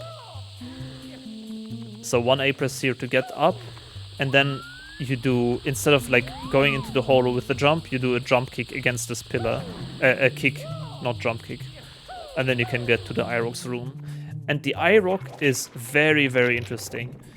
It has it is the only occurrence of a glitch that we're gonna use in this run, called a reverse dive rollout. And it's very unfortunate because the A button challenge uses this technique a lot. Like in like 120 star, reverse dive rollouts are everywhere. But funnily enough, in this run, not a single one has made it in besides an iRock. So here's a very funky little climb that you can do without A press to get up to the star. So first you roll out onto this tiny block, ledge grab this block, and then you use an unreferenced corner here to dive rollout. And now we don't have enough space to make speed for a dive, right? So what we do is we reverse Mario in like a moonwalk position, fall off the edge, and then while we are off the edge, dive back onto it. That's a reverse dive rollout there. I hit it first try, so we didn't have much time to explore it and explain it properly. But yeah, you're basically trying to do something like a side flip. Imagine a side flip, right? And in the animation of Mario doing the side slide on the floor, you cancel the stick back into the other direction and he starts doing a moonwalk. And that cancels, like, you drop off the edge while Mario is facing still the ledge. And then, like, you dive back onto it. It's a super cool technique. Then the Talon Star, we keep holding the A button throughout iRock to just kick into the bird. You can also do this without half an A press. You can do this by diving into the bird, but it's so much more precise. And like, we anyways press the A button for iRock, so why not also hold it? Just speed things up. And Pyramid the same way. We can do a frame walk to get up there. We can use a frame walk to climb up the pyramid. But since we anyways have pressed the A for iRock, we can leech off the value and use silly kicks to just get up, which is like... I find it very interesting how the routing works with this, because, yeah, you can get so much value from one A press if you make things clever. So here, instead of doing a frame walk, you can just silly kick and GG, well played. That's Shifting Sandland. We're moving on to Hazy Maze Cave. Hazy Maze Cave, unfortunately, one of the few A presses, or like the only A press right here, that is required in castle movement. We need one A press to enter the stage, which is quite hilarious. There's other instances like this later in the game, for example Rainbow Ride or TikTok Clock, but since they are all behind the 50 star door, we anyways don't grab any stars there. Especially since entering the stage itself takes an A press every time, which is kind of bad. In HMC at least you stay in here and you get a Toad Star for free, and there's lots of easy stars in HMC. So it's very worth to do the A press to get here. We get quite a few stars in HMC. We need to go to the right side here and do this path. You can do the left side path as well, but it's like a frame perfect speed. It's like a double frame perfect trick. You need a frame perfect dive rollout for maximum speed and then a frame perfect slide kick to get like maximum speed out of it. Nessie is not much different than in visual speedruns though. You just clip the elevator, hold into the star. And we're already at 45 stars. Like, that's what I said. In basement, it really speeds up. It gets suddenly like boom, boom, boom, star, star. And with that being said, one of my favorite stars in the entire run. Also a new addition to the route very recently. HMC Metal Head. So it's the star that is actually where Nessie is, down in the water area, where you need to press the switch and then go through the door and then long jump across these gaps, right? So what are we doing? This was an A press, by the way, from the pole. What are we doing in this room here? And like, why are we using this weird platform that you probably have never seen before if you do speedruns? There is a very, very funky little glitch here, which is an out-of-bounds clip. HMC is known for having very thin walls, correct? So what you can do is you can take this elevator all the way to the wall on this other side. You could speed this up by going like a riskier route, but you know, it's not worth the risk in such a setting with the speedrun. So now we position the elevator towards this wall, turn the camera, start crouching, and we are right above the star without A press. We can just drop onto it. I think that strat is so cool. In my opinion, this is such a cool way of grabbing the star. And it only requires one A press to jump from the pole to the elevator. Now, second instance of a star requiring two A presses simply for the fact of speeding things up. Rolling Rocks is the fastest star in the route, I think.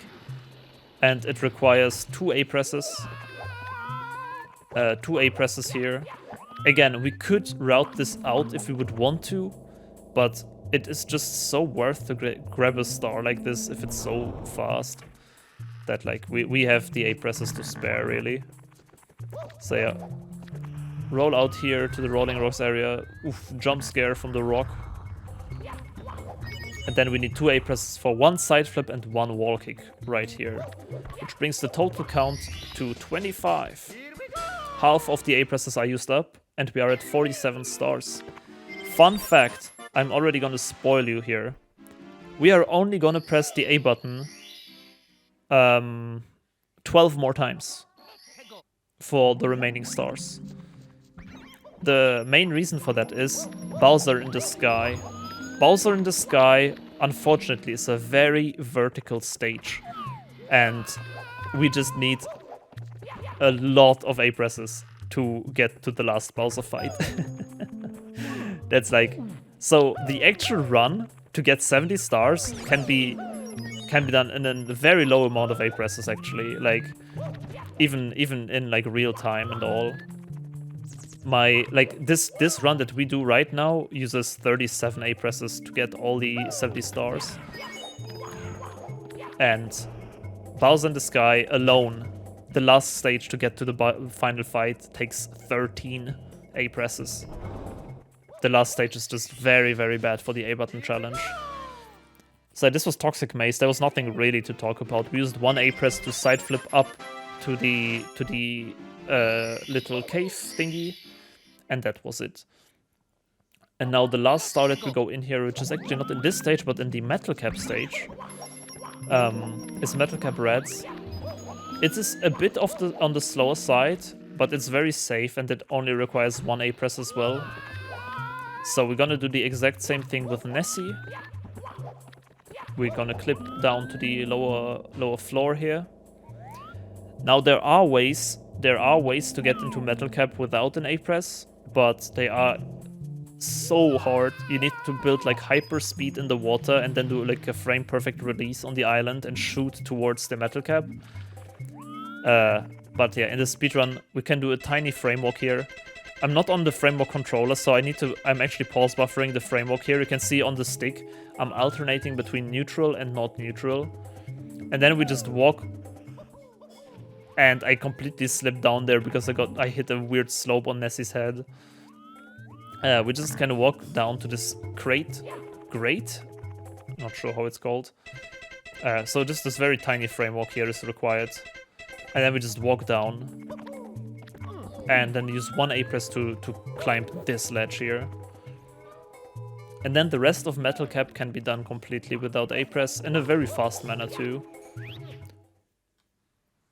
So the one it's not so scary, but we kind of really want to grab the water coins like straight away before the Metal Cap runs out.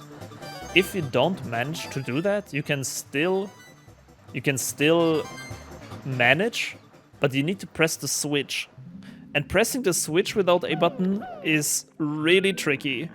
Like, you can do it. It's very possible, but it's kind of random in a sense. So you need like a very precise dive rollout, basically from this crystal that you see on the right. And yeah, it's nothing you want to do in a speedrun. So you really want to just get the reds inside the water first try. And you just dive into the star. And then we have Dire Docks, which is a very, very a rough stage, I would say. There's lots of swimming involved. And as you could already see in JRB probably, swimming is not really the thing that we like to do in this challenge. So we are already now holding the A button from the Metal Cap switch, or from the Metal Cap Red star, to do a bit of faster swimming, but we still need to traverse the whole water section here. And then we are actually at a very, very big RNG check for this run. So Dire Docks, the submarine star, is required to open Fire Sea. So we need to get this 1 star by any means. The problem is, well, the star is not really obtainable without A press. So how it works is we will clone the star by performing a glitch called Light Shell. We're gonna basically grab the shell that is up there, down there in the water, and how the glitch works, I actually don't know how exactly it works, but how I imagine that it like technically works is you take the shell, get to land right before it expires, and then before you exit the water and enter the land, because usually you cannot take shells to the land, but you start throwing the shell a couple of frames before you enter land, and that somehow cancels the shell being broken. So you are effectively carrying the shell to the land, even though that's not supposed to happen. And then you go back into the water, which means the shell will never expire, it will be there forever. And then we go to the tunnel, and inside the tunnel is a loading zone. And when we start loading the area in and out, then different objects get placed into Mario's hands. So this is here the glitch that I was talking about. Here's the light shell first. So I'm pause buffering for a specific position there, instantly getting it, and now we have this like light shell glitch. And the shell will now never expire, which is really, really cool. And yeah, what's now happening is we will swim into the tunnel here, and then it's RNG time, because yeah,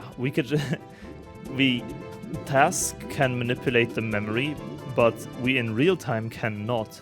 So what is happening here is we will just swim circles between the loading zones, and every time we hit, or like every time we pass the loading zone, we will get a different object from memory written into our hands. It's pretty complicated, but you will understand what I mean. So now we have the shell, right? I'm hitting the loading zone now, and now I have dust. Now I have a like an alga. Now I have nothing. Now I have dust again. Now I have another of these. Now I have a chest, an exclamation mark. So everything that is like inside the areas can get written into our hands, including a star. And we want to basically just do circles until we see the star in our hands and then throw it. Because as soon as we throw it, the object that we have in our hand actually like materializes. So we can actually grab it. Now, there is a big problem, unfortunately.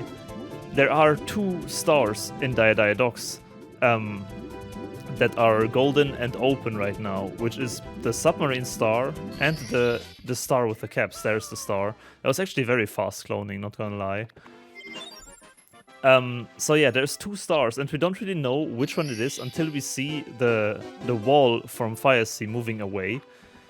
And we kind of only want the submarine star. The other star is, well, a good bonus, kind of like BBH 100 coins. Like, if we get it, we get it. Then we can save a star and an A-press later. But it's kind of slow to get, so we don't necessarily want it. It's kind of like a, you know, whatever happens, happens kind of deal. It's not like we can influence it in any way anyway, so we just hope for the best. But yeah, that was the submarine star. Next up is DDD chests, which is relatively easy, relatively speaking. You just swim to the chests here. You need to be careful about the jet stream. Here I was a tiny bit too close, actually, and I get pushed here. I get pushed into the ground. So you can see me like really struggling to get away from the current. It's also very funny because that's something I learned during this particular speedrun, that this jet stream is stronger on this side than on the other, which is like, wow, why would that be a thing? So yeah, this jet stream here is just stronger on this side, so I really struggle. I never knew that. But we have eventually get the chest here. We just swim like far away to get away from the strong current. And then the only tricky part about this star really is the last chest. The last chest is a bit tricky because you need to basically straight face the whirlpool there. And if you are not fast enough to react, you will first of all miss the chest like this. It's pretty easy to miss the chest because you do need quite a good angle for it too. But second of all, if you go too far, well, the whirlpool will just suck you in and you die, which is also not very good. So here's attempt number 2, a bit better angle, getting it, turning around, and then slowly escaping the jet stream here. Again, everything with held A press, because without A press this would be like barely impossible, I would say. Also low health here. The shark is coming, so I'm deciding to I get stuck here at the wall. So I decide to quickly heal up just to be safe. Tiny bit of time loss here in the star as well, but it happens. And that's the chest star. There's one more star that we're gonna grab in Diadox, which is the Manta Ray. Manta Ray star. There's not much to say about this one.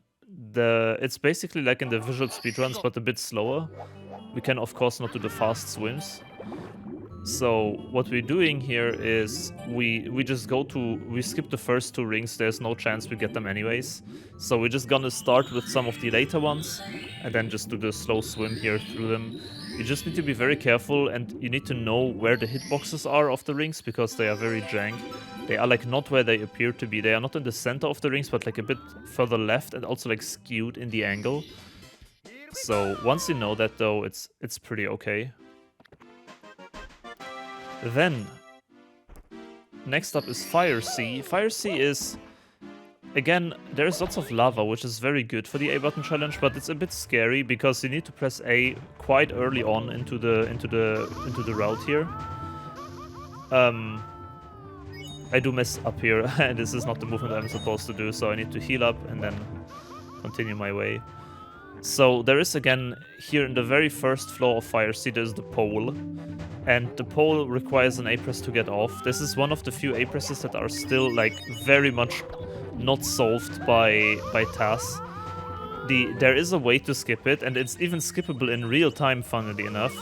But it requires standing on these platforms here before the bully for, like, 80 hours real time. Because there is actually, funnily enough, a 70-star completion with 0 A-presses by my good friend Marbler. And yeah, the run is like 120 hours long because you just need to AFK in Fire Sea for like 3 days straight. It's a crazy speedrun. I can highly recommend to watch it. But yeah, we of course don't have the time to wait there for 80 hours, so we just use an A-press and then continue our way. The rest of Fire Sea is mostly just walking around, not dying is also very important. Maneuvering over the lava pits and playing it rather safe, I would say. Then here's a funny little, not really a skip, but we boost through the heart to heal up and keep the healing active through these lava boosts here, so we have enough health to bonk into Bowser. Because Bowser actually has one very tricky attack. In the very beginning, he tilts the platform, right? And I don't know if you noticed, but like in normal speedruns, most of the time you use the jump to just jump over Bowser or slow down the platform. We cannot really do that without the A button, so the best bet is to bonk into Bowser, but that of course requires health. So we need to be a bit careful there with health routing at the end of Fire Sea. That's why this hard strat is pretty good. And that's key number 2. We are done with basement. What is following now is upstairs, and that's the last portion of the run already. We are very close to done, actually. 52 stars, only 18 more to go, and Sky at the end as the big finale. There is one more star that we need to grab. There is the second MIPS spawns after you get 50 stars. So we are just quickly taking a little detour to grab the bunny. It's a 3 star, so there's no way we would pass on that. It's a bit unfortunate that like my current route exactly has 49 stars before we enter Dia Docks. If we would somewhere find one more star in the early game, we would like get MIPS on the way to Dia Docks, and then we wouldn't need to take this little detour here, which would save like a minute, which is quite significant if you're honest. So maybe the route will still change in that regard somehow in the future. We'll see. But yeah, upstairs. So upstairs is generally not that bad. Like it's not that hard of a like it's I would say easier than lobby for sure, and probably easier than basement as well. the problem with upstairs is that, like, well, it's at the end of the run, the nerves are starting to kick in, right? And there's, unfortunately, even though they are not so hard, there are quite risky things, I would say. But yeah, Wedge World Warp, also one of the easiest stars in the game. I've performed this one blindfolded without A-press. It's really not a big deal, so we just take a double warp. I unfortunately missed the double ground pound there. And that's all that we're gonna do in Wedge World, funnily enough. All the others, there are some other stars that are viable for this challenge in Wedge World, but they all are rather slow and require an A-press, kinda.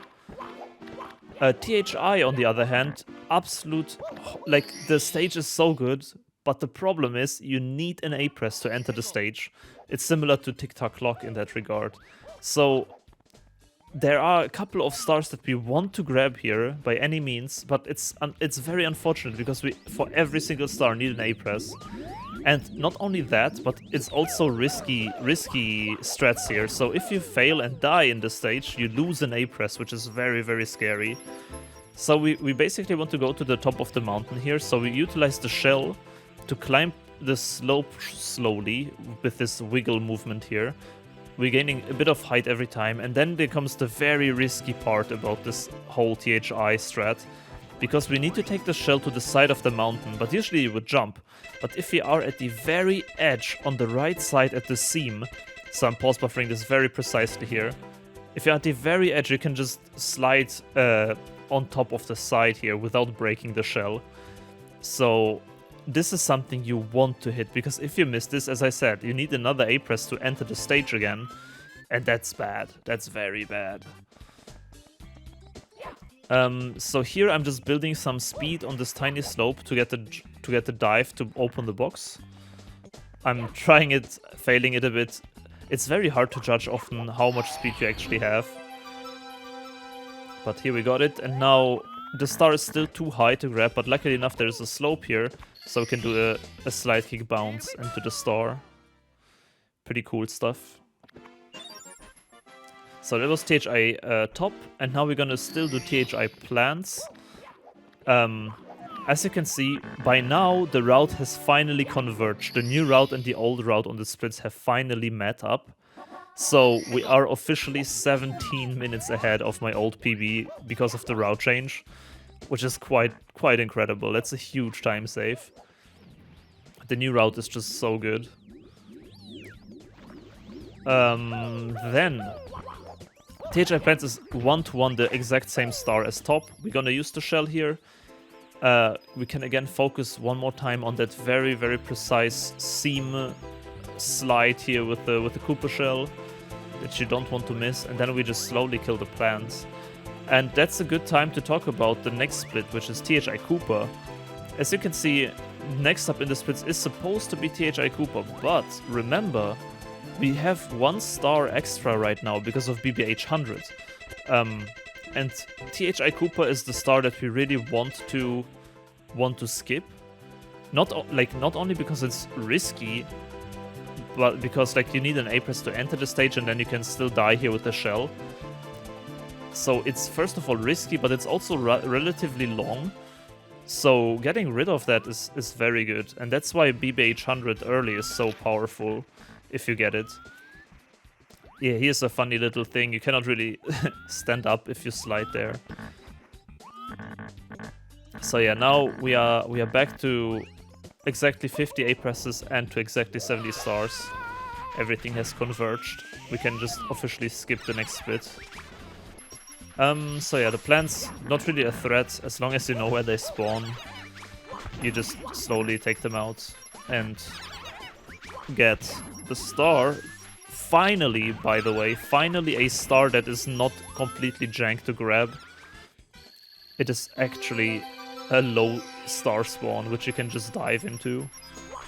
It's pretty amazing. So yeah, that's THI.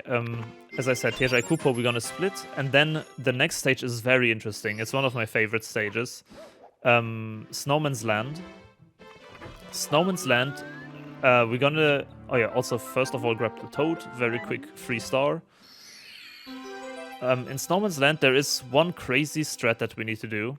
Everything else is relatively okay, but there is one strat that we need to do to, not, funnily enough, not even grab a star, but just grab a cannon. And what you see me now, well, this is not SL, huh? That's because I accidentally released A. You can see in my input display, I don't have A pressed right now.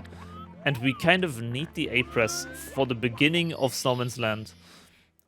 So right now, to back this up, I'm gonna first do a star in TTM that requires an A press, and then keep holding that A press into SL just to like fix the route. That was unfortunately my mistake, but like it didn't really lose time because I instantly backed it up here with TTM.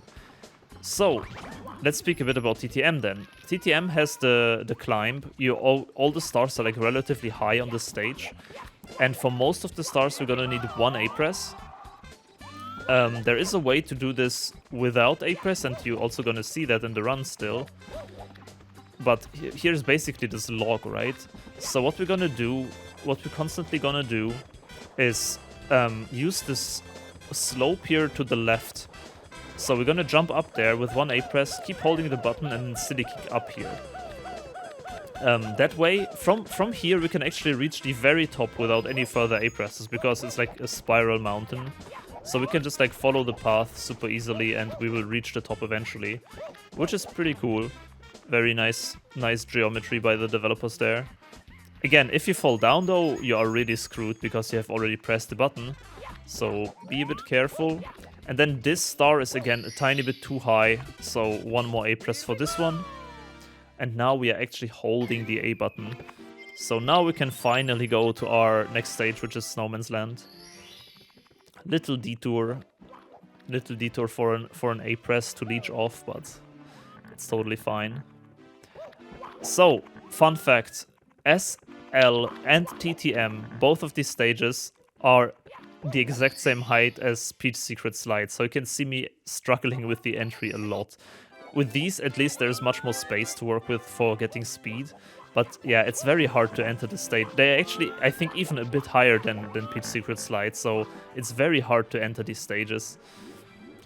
So, why do we need this A press? We need 0.5 A presses here to first of all kick up this slope, and then we need to dive rollout over this fence, and this is like the hardest part of the run. This does not look like any difficult strat, but this rollout is so jank. And I get it first try, of course. Like, you can see my happiness. But yeah, this is incredibly hard. This rollout can easily take like 10 minutes as well. I just completely destroyed it. So yeah, why we do this rollout is to open the cannon. And then we're gonna use this cannon to get 2 stars very quickly. The free star and the head star, we can just shoot to them. So yeah, we're just using the half A press here to get faster to the cannon again. So very, very important that you hold A.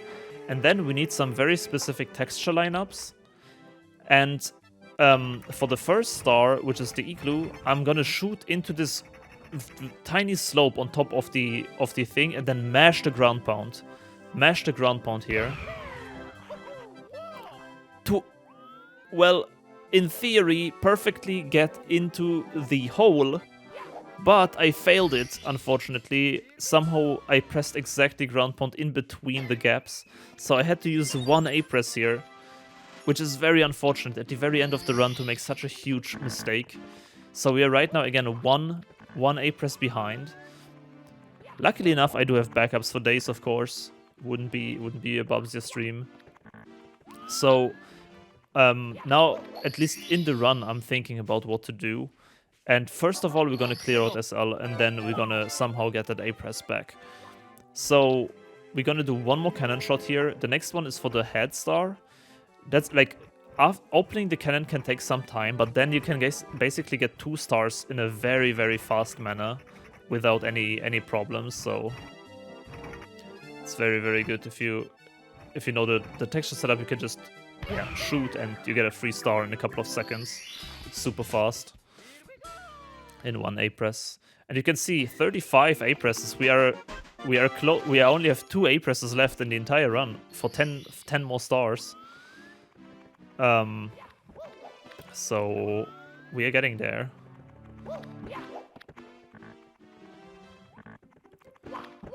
Again, and the rollout here to the stage is incredibly finicky. This always can take some time. But we have 3 more stars. 2 more stars actually in SL. The bully star is next. The bully star is very easy.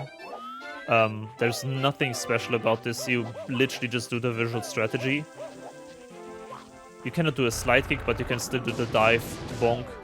And then to get the star, you can again just use the lava or like the ice lava thingy. Or do a rollout. There's so many options here. It's a very easy star. And then the lake. Oh no, we do actually do 3, yeah. Then comes the lake and then comes red still.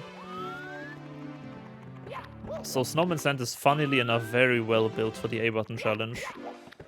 There's ways to get like everywhere in the stage. Besides the top of the head. The top of the head does require the cannon shot. But the lake and the red star are basically the same, because we need to just reach the area with the 2 boxes where the shell and the star is. And for that we are just doing a little...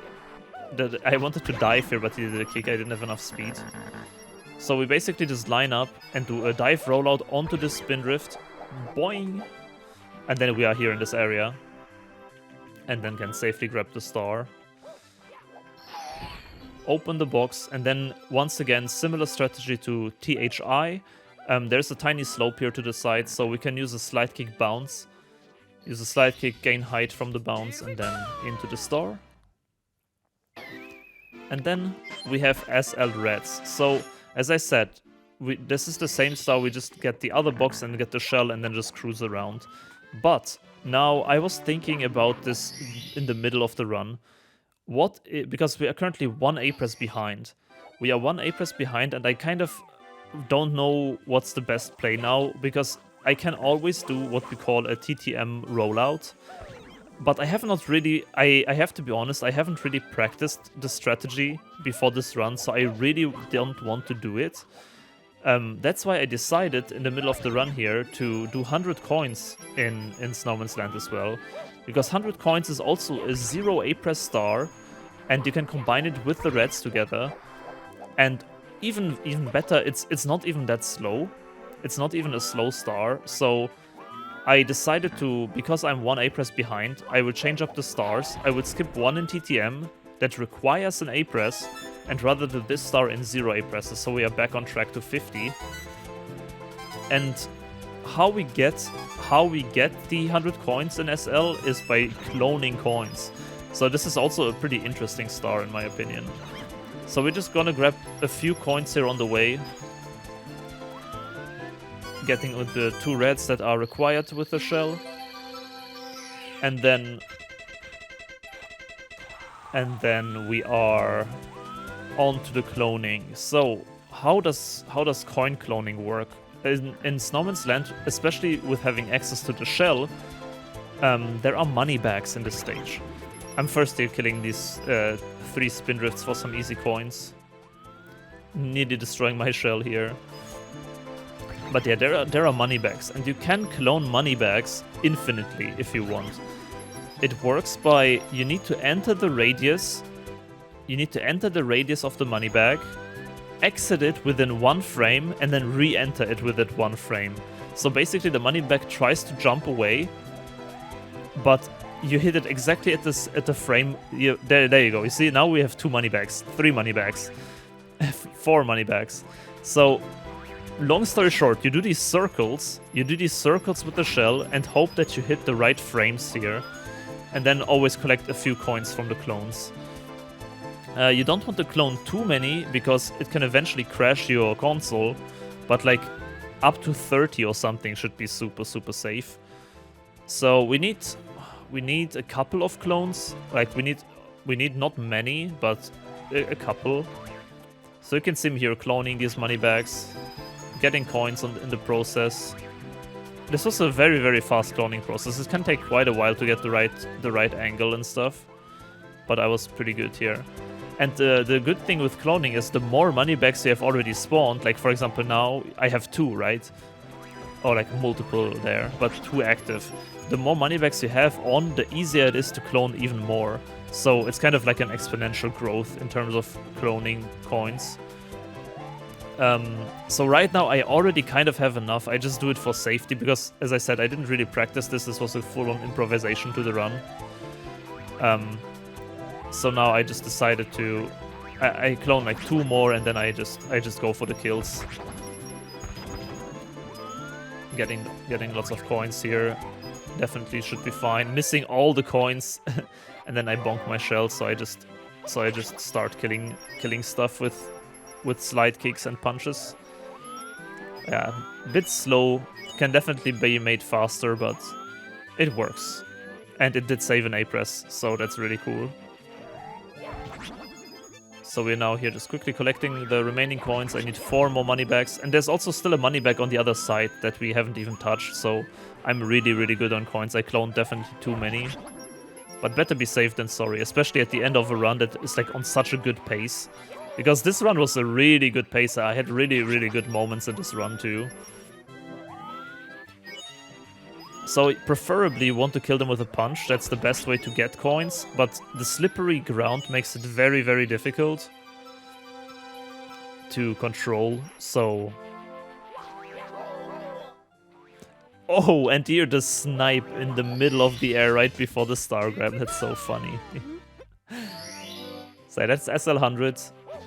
Couple of minutes of a detour, but we did save back that A-press that we made a mistake for. And SL Reds just to finish it up. And that's the last stage. Now comes TTM, and we're gonna finish it up here. So, TTM, we already have 1 star, which is the top. And usually you would grab the top star. Well, it's also kind of fast, not gonna lie. But usually you want to grab the top star to spawn the monkey star. Because it's kind of like a requirement for it. But we now that we have another star extra from SL100, we are actually gonna skip the monkey star entirely. First off, we're gonna do TTM Breeze, and actually I just realized I lied when I said that IROC is the only dive reverse rollout, because we're gonna do 1 more here. Like, we're gonna reverse dive from this edge to get perfectly into this little hole here. Yeah, I completely didn't realize. We actually have 2 reverse dive rollouts in the run. That makes me happy. So that was TTM Breeze, very easy, if you know how the reverse dive rollout works. And then we have the box star. TTM entry is the worst. Like, TTM entry is also very, very similarly bad as Peach Secret Slide. First of all, the painting is very small, so you need a very good position and angle. But also the camera here in this lobby is very jank. So, very, very rough to enter the stage. Next up is the box star. We basically just gonna use the visual strategy here. Align with the box to a camera setup, punch, and then use the box to jump to the mushroom and preferably roll out into it. I did miss the rollout, so I need to build a bit of speed here and then dive roll out into it. Of course, there's not much space to work with here, so you can see me struggle a bit. Luckily enough, you can walk much further onto the side of this mushroom than it seems. Eventually it becomes a slope, but like you have a pretty big leeway. So I'm just gaming. Also 34 minutes ahead, even with the SL100 mistake. The new routes potential is just so big. The new route is really, really cool. Ooh, and first try entry. And now comes the waterfall star. It's the one that is... It's exactly like the top star, but it's the one behind the waterfall. So it's a bit shorter. We're gonna do exactly the same thing. We're gonna go to the log here. Use an A-press to jump to the side. And then kick up with half an A-press.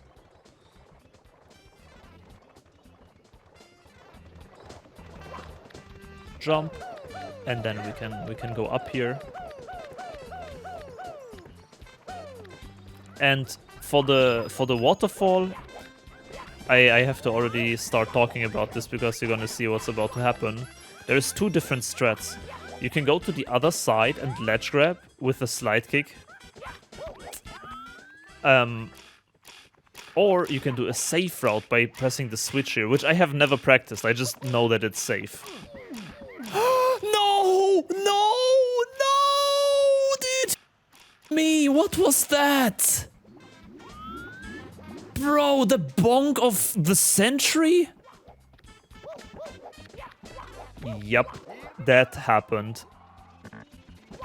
We now officially lost an A-press in like the last few stars of the run. So we are very close to throwing. So we need to talk about TTM rollout, dude. That was, first of all, a horrible... It was like one of the worst places to make a mistake in the entire run. We still have some chance to back it up because of the TTM rollout. But yeah, it's very, very bad. It's very, very bad. Especially like the waterfall star is supposed to be very easy and free. And like I did specifically for this run, I did the new safe route, you know? I tried the safe route because I always did the risky one, which for me was the only one I practiced. So for me, it was the much better one. But yeah, as you can see me now, in the middle of the run, I'm very confused of what I should do because I never practiced the TTM rollout really. I know how to do it from my 120 star completion of the A button challenge, but I've never really practiced it for the speedrun, so I'm now very, very confused. So what basically the rollout, what it is, I also need to switch controllers here because you need to do a very, very, very specific, precise rollout on the log to get on top of this wall. And then since we don't have an A button, we need to do a frame walk. So we basically need to build speed on the log without falling down. While the log, there's also RNG into it. The log is like kind of a hexagon or like an octagon shape, right? Like it has these like tiny edges. It's not a round cylinder. So what we want to do is we need to stop the log when one of the edges is pointing exactly up. So we have a tiny bit more height if we roll out from the tiny little edge instead of the flat part. And it's insane. And we need to build speed first of all without falling down, then hit that tiny edge that's pointing up on the log, and then do a frame perfect rollout to get enough height. So it's ridiculously hard. And then we need to react fast enough. Oh, there we got it. And then we need to react and frame walk up here. And if we fail the frame walk, we're gonna slide all the way down again. But luckily, we got this here like very, very quickly. I backed this up in like less than 2 minutes actually. So very, very happy that I got it so fast without practice. And now we can retry one more time. So now I'm debating, like, do I go for the safe strat again, or honestly, should I just do my strat? And then I decide to do just my risky strat. Like, that's the one I know personally. That's the one I practiced. So what you do for the risky strat is you just, without the switch, slide kick down here with a good angle, and then ledge grab at the very end, and you got the star. So yeah, huge, huge mistake there at the end of the run. And now, I didn't even realize yet, but the true mistake is still about to happen. So we lost an A press here, and we did back it up, but look at my face. I just realized we don't hold the A button. Because of the TTM rollout, and because I had to switch controllers, I forgot that I need to actually hold the A button for the next star. So it was actually 2 A presses mistake in one go. It was a horrible mistake. We lost a lot of time. So now the problem is, like, I can still do it because we are still 1 A press in 100 coins. We still have 1 A press in 100 coins. We're gonna do 100 coins and reds next. We have 1 A press, and then we need 1 strategy with half an A press. So we can still do it. But because I'm like so shaken now with all these like improvisations and the round changes and stuff, like I basically just have to improvise the star instead of following the fixed route that I usually do. Because I cannot. Usually I do the half A press stuff first and then the A press to make it, of course, safer. The A press as late as possible. But now I kind of cannot do that anymore. So I'm kind of just freestyling the route now. I'm first going for the red coins here with these very, very difficult and precise dive rollouts. And then we need to go up to the slide with 400 coins. We need to get up the slide to get enough coins. The problem is you cannot spawn the star. Like, that's why I leave the Chucky alive here. And here, this is the big mistake. Don't ask me why, but I killed this shy guy out of I guess habit. Out of habit, I killed the shy guy, and I don't realize it yet. But this was the most stupid thing I could have possibly done, and I should have just reset here. But I did not realize it yet. So I do the jump, and that seals the deal. This shy guy is required for the 0.5 A press strat for red coins. So I have lost another A press right here, without realizing it. It's just a whole mess. It's just a whole big mess, really. All because of this one waterfall bonk that we got. So right now I don't know how many coins there are on the slide, and I cannot return back to the top of the mountain. So I'm like, again, completely clueless, out of context, freestyling the coin route. We need to enter the slide now. We can do that by doing a slide kick bounce down here. I'm lining up. Actually, I'm just thinking about what to do. I'm like, you can really see in my gameplay, I'm like so confused. I'm now thinking maybe I should not do 100 coins, but rather just get the monkey and be done with it. Which would be the good idea. Yes, please do it past Bubzia, dude. But I decide not to. And I go for 100 coins, and that is a big mistake because I will lose. I killed that shy guy. I don't know yet, man. So yeah, very frustrating mistake at the very end. We lost, like, not gonna lie with you, we easily lost 10 minutes to this one bonk. Because, like, it really shook me to the bones. Because this was such a good pace, I was quite nervous. I missed the slide kick here, just need to take another round. And also, I am missing one coin, which I don't know yet. I'm missing exactly one coin from the top of the mountain here. It's just such a mess, dude. It's just such a mess. So, long story short, the run really fell apart here in this one star.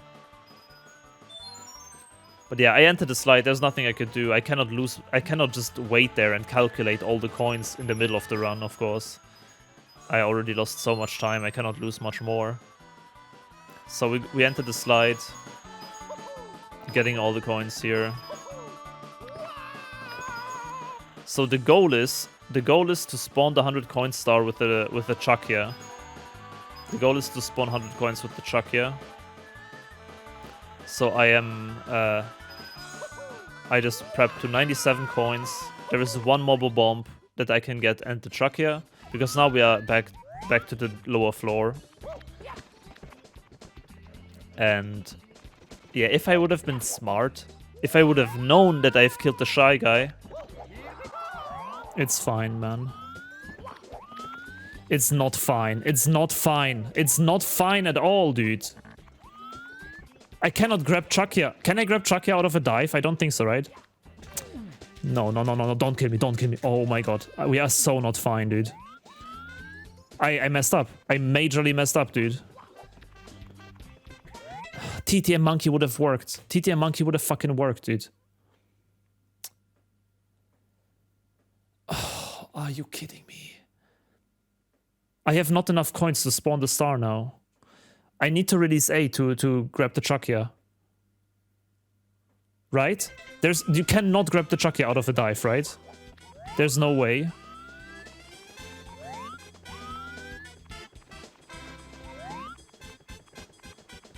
Oh man, these guys don't... I collected already coins from them. I cannot get to reds because I killed the shy guy. I killed the shy guy, dude. Fuck. Man, why is this so stupid? Oh, I wasted so much time with this one mistake. It's incredible. We wasted like 10 minutes or something with this one mistake.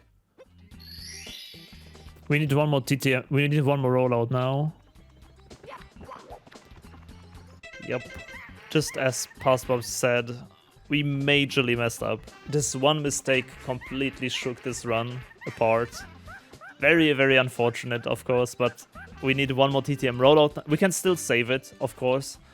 Like, there's an easy strategy where you can get the red coins, because for the red coins, so we don't need to go all the way to the top. We just need to get to the ledge here. And we can go to this ledge usually in half an A press. In half an A press with the shy guy by twirling from the top of it. But since now we killed the shy guy already, and we had to release A. We had to release A for the we had to release A for the Chakya grab. It's not possible. So we need another rollout here to fix it. We need another rollout, and we are officially at 37 A presses, so we do not have a single A press left anymore. We need 13 for Sky, as I said. So now we just need to hope that I get this rollout very fast. And as I said, I have not really practiced it, so it's a funny little mistake. But free time save for next run, honestly. Like, the run was incredibly good until this point, but we lost a lot of time here on the log and with the waterfall, so we can make up a lot of time here. That just means that we definitely will see some improvement to this still in the future, which is pretty cool. So yeah, TTM, there's not much to say here about this rollout. We're just gonna attempt it. And maybe what's interesting is that because I play on the different controller, you can see my movement being very weird. I'm really struggling to even get across the bridge because it's a digital controller. It's basically keyboard inputs. So I can only hold full directions like up, left, up, left. And I'm trying to just get up here now with this. And I'm trying to get used to this other controller. Since, as I have said so often already, I have not practiced this a single bit. And then here again, we hope for the good RNG. Didn't get a good dive. This trick is just so hard. The TTM rollout is so hard.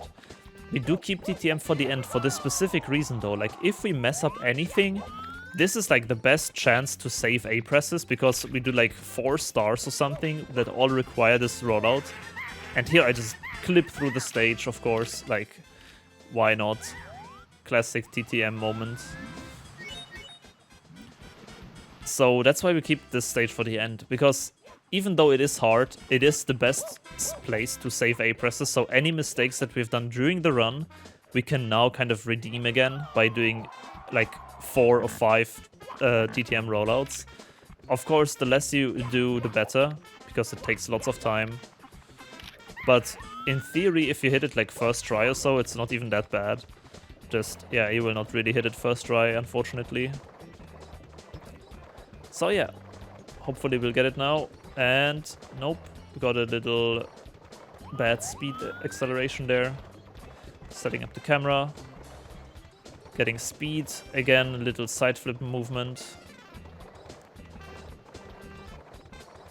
If only it would be only the player's skill here to do this rollout, but the fact that it's also RNG with the log's rotation, that makes it such a bad star, or trick rather. So yeah, frame walking up, and that's it. We are safe finally. We have officially backed up all the mistakes. But yeah, most of the times loss didn't even come from like doing the log rollout. Most of the time loss actually came from me being confused of what to do next, because like I was so shaken by the mistake that has happened. So now we're just gonna grab the last threads, and here's the last very risky slide kick, getting that red though, and with that we are basically safe. I say basically because I have died at this point before, but yeah, this little mole here pushed me down. But you can slide kick into the wind, adjust the camera, and then just fall down onto the star.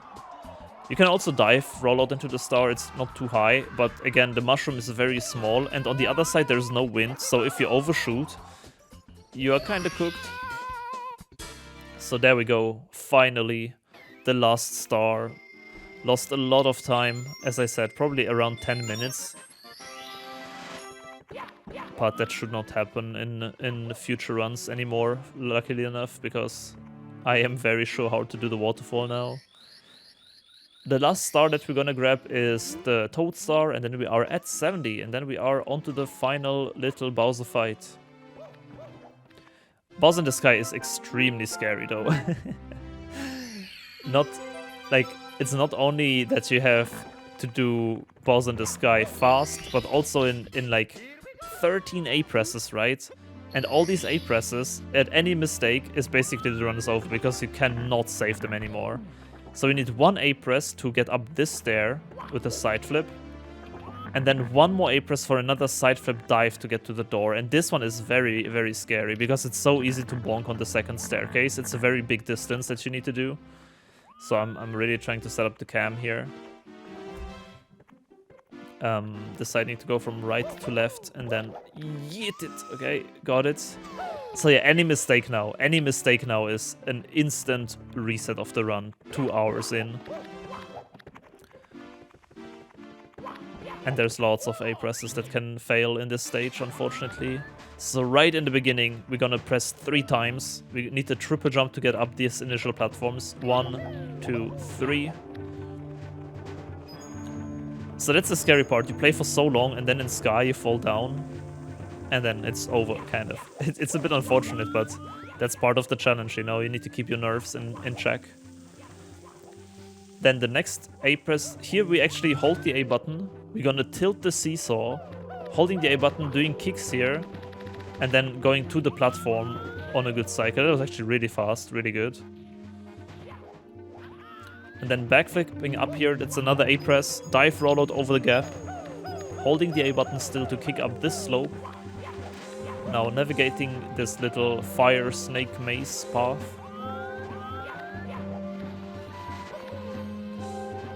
Skipping the flames. And now comes the pretty scary part. So we need to use one A press here to clear 2 of the wooden gaps. We do that by doing a jump dive onto this platform and then slowing down in the middle of the air, ground pounding here. Then using another jump to get up this wooden block. And now we can do a very, very, very precise slide kick around this block. So I'm setting up a very specific position and then just like wiggle around it to like have perfectly enough distance to land. Next up we have another pole, so we need one more A press to get off the pole. And then another pole, which we need another A press to get off. We just wait for the cycle here to walk into it. Another A press here for the pole. And now comes probably the scariest part in the entire run. We need to go to this elevator, but we don't have an A press for it. We need to dive. So I'm pausing here for a very specific frame. And then diving onto the elevator, holding back as much as I can. I can see Mario starting to fall. Super scary, dude. This rollout is so scary, dude. With 47 A presses in the middle of the run, in the end of the run. Then just avoid the Goombas. One more A press for the long jump, and then we have one last A press in the run to enter the pipe. We can actually maneuver here with the stairs to get up. The pipe is just a tiny bit unfortunately placed, so we are going to the first step here and then side flip into the pipe.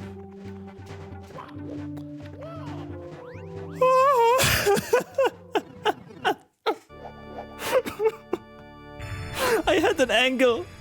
I had an angle on the side flip.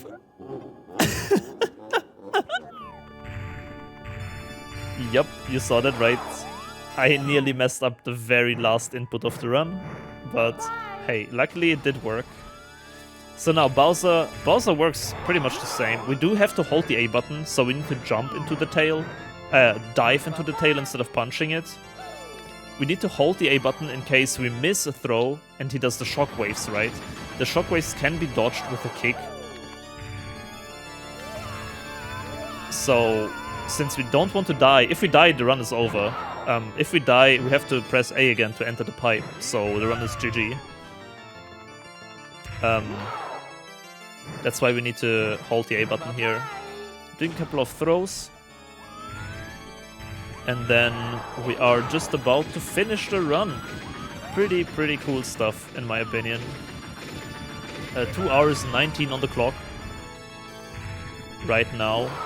An improvement of more than 30 minutes currently compared to my old PB. That's it. Oh my god. Sub 220, man.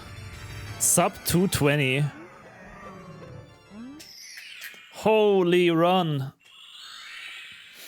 Damn, that mistake at the end really threw me off, but 2:19:30. Let's go, dudes. 58 presses. That's really fast. Considering all the things, that's insanely fast, dude. The new route definitely shined through, man.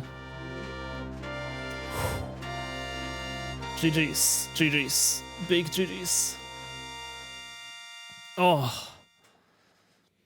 Yeah, we lost like, I would say 7 minutes to that 1A press at the end. So sub 2:15 is definitely possible.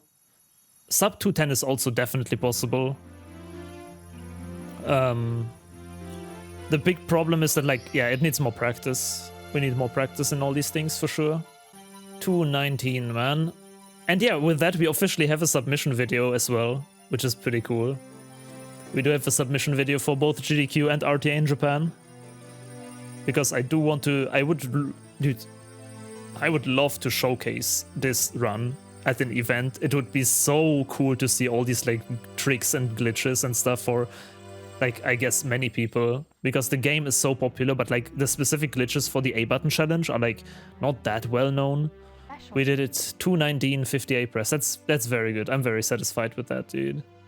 And yeah, with that, we can finally go back to blindfolded stuff, dude. And that's also for me. Thank you so much for watching the commentated A button challenge 70-star speedrun that I have performed recently. As I said, I would be so happy to perform this at the marathon in the near future. So just want to say huge shoutouts and huge thank you for all the support during this journey. It's not my usual content, but it was so much fun, honestly. So I would very much appreciate if we can do this more in the future as well. Huge shoutouts to my patrons as always. Thank you all so much, especially Boris, Bob Farrell, Bandits, Zeeksmany, King Roops, Sara, First Class Citizen, and also new to the YouTube written shoutout crew here, Tylord. I want to give a special shoutout here. Absolute blindfolded SM64 legend right there. Thank you so much for the support. Thank you all, and see you around with more blindfolded and non-blindfolded challenges soon. Bye bye. Take care.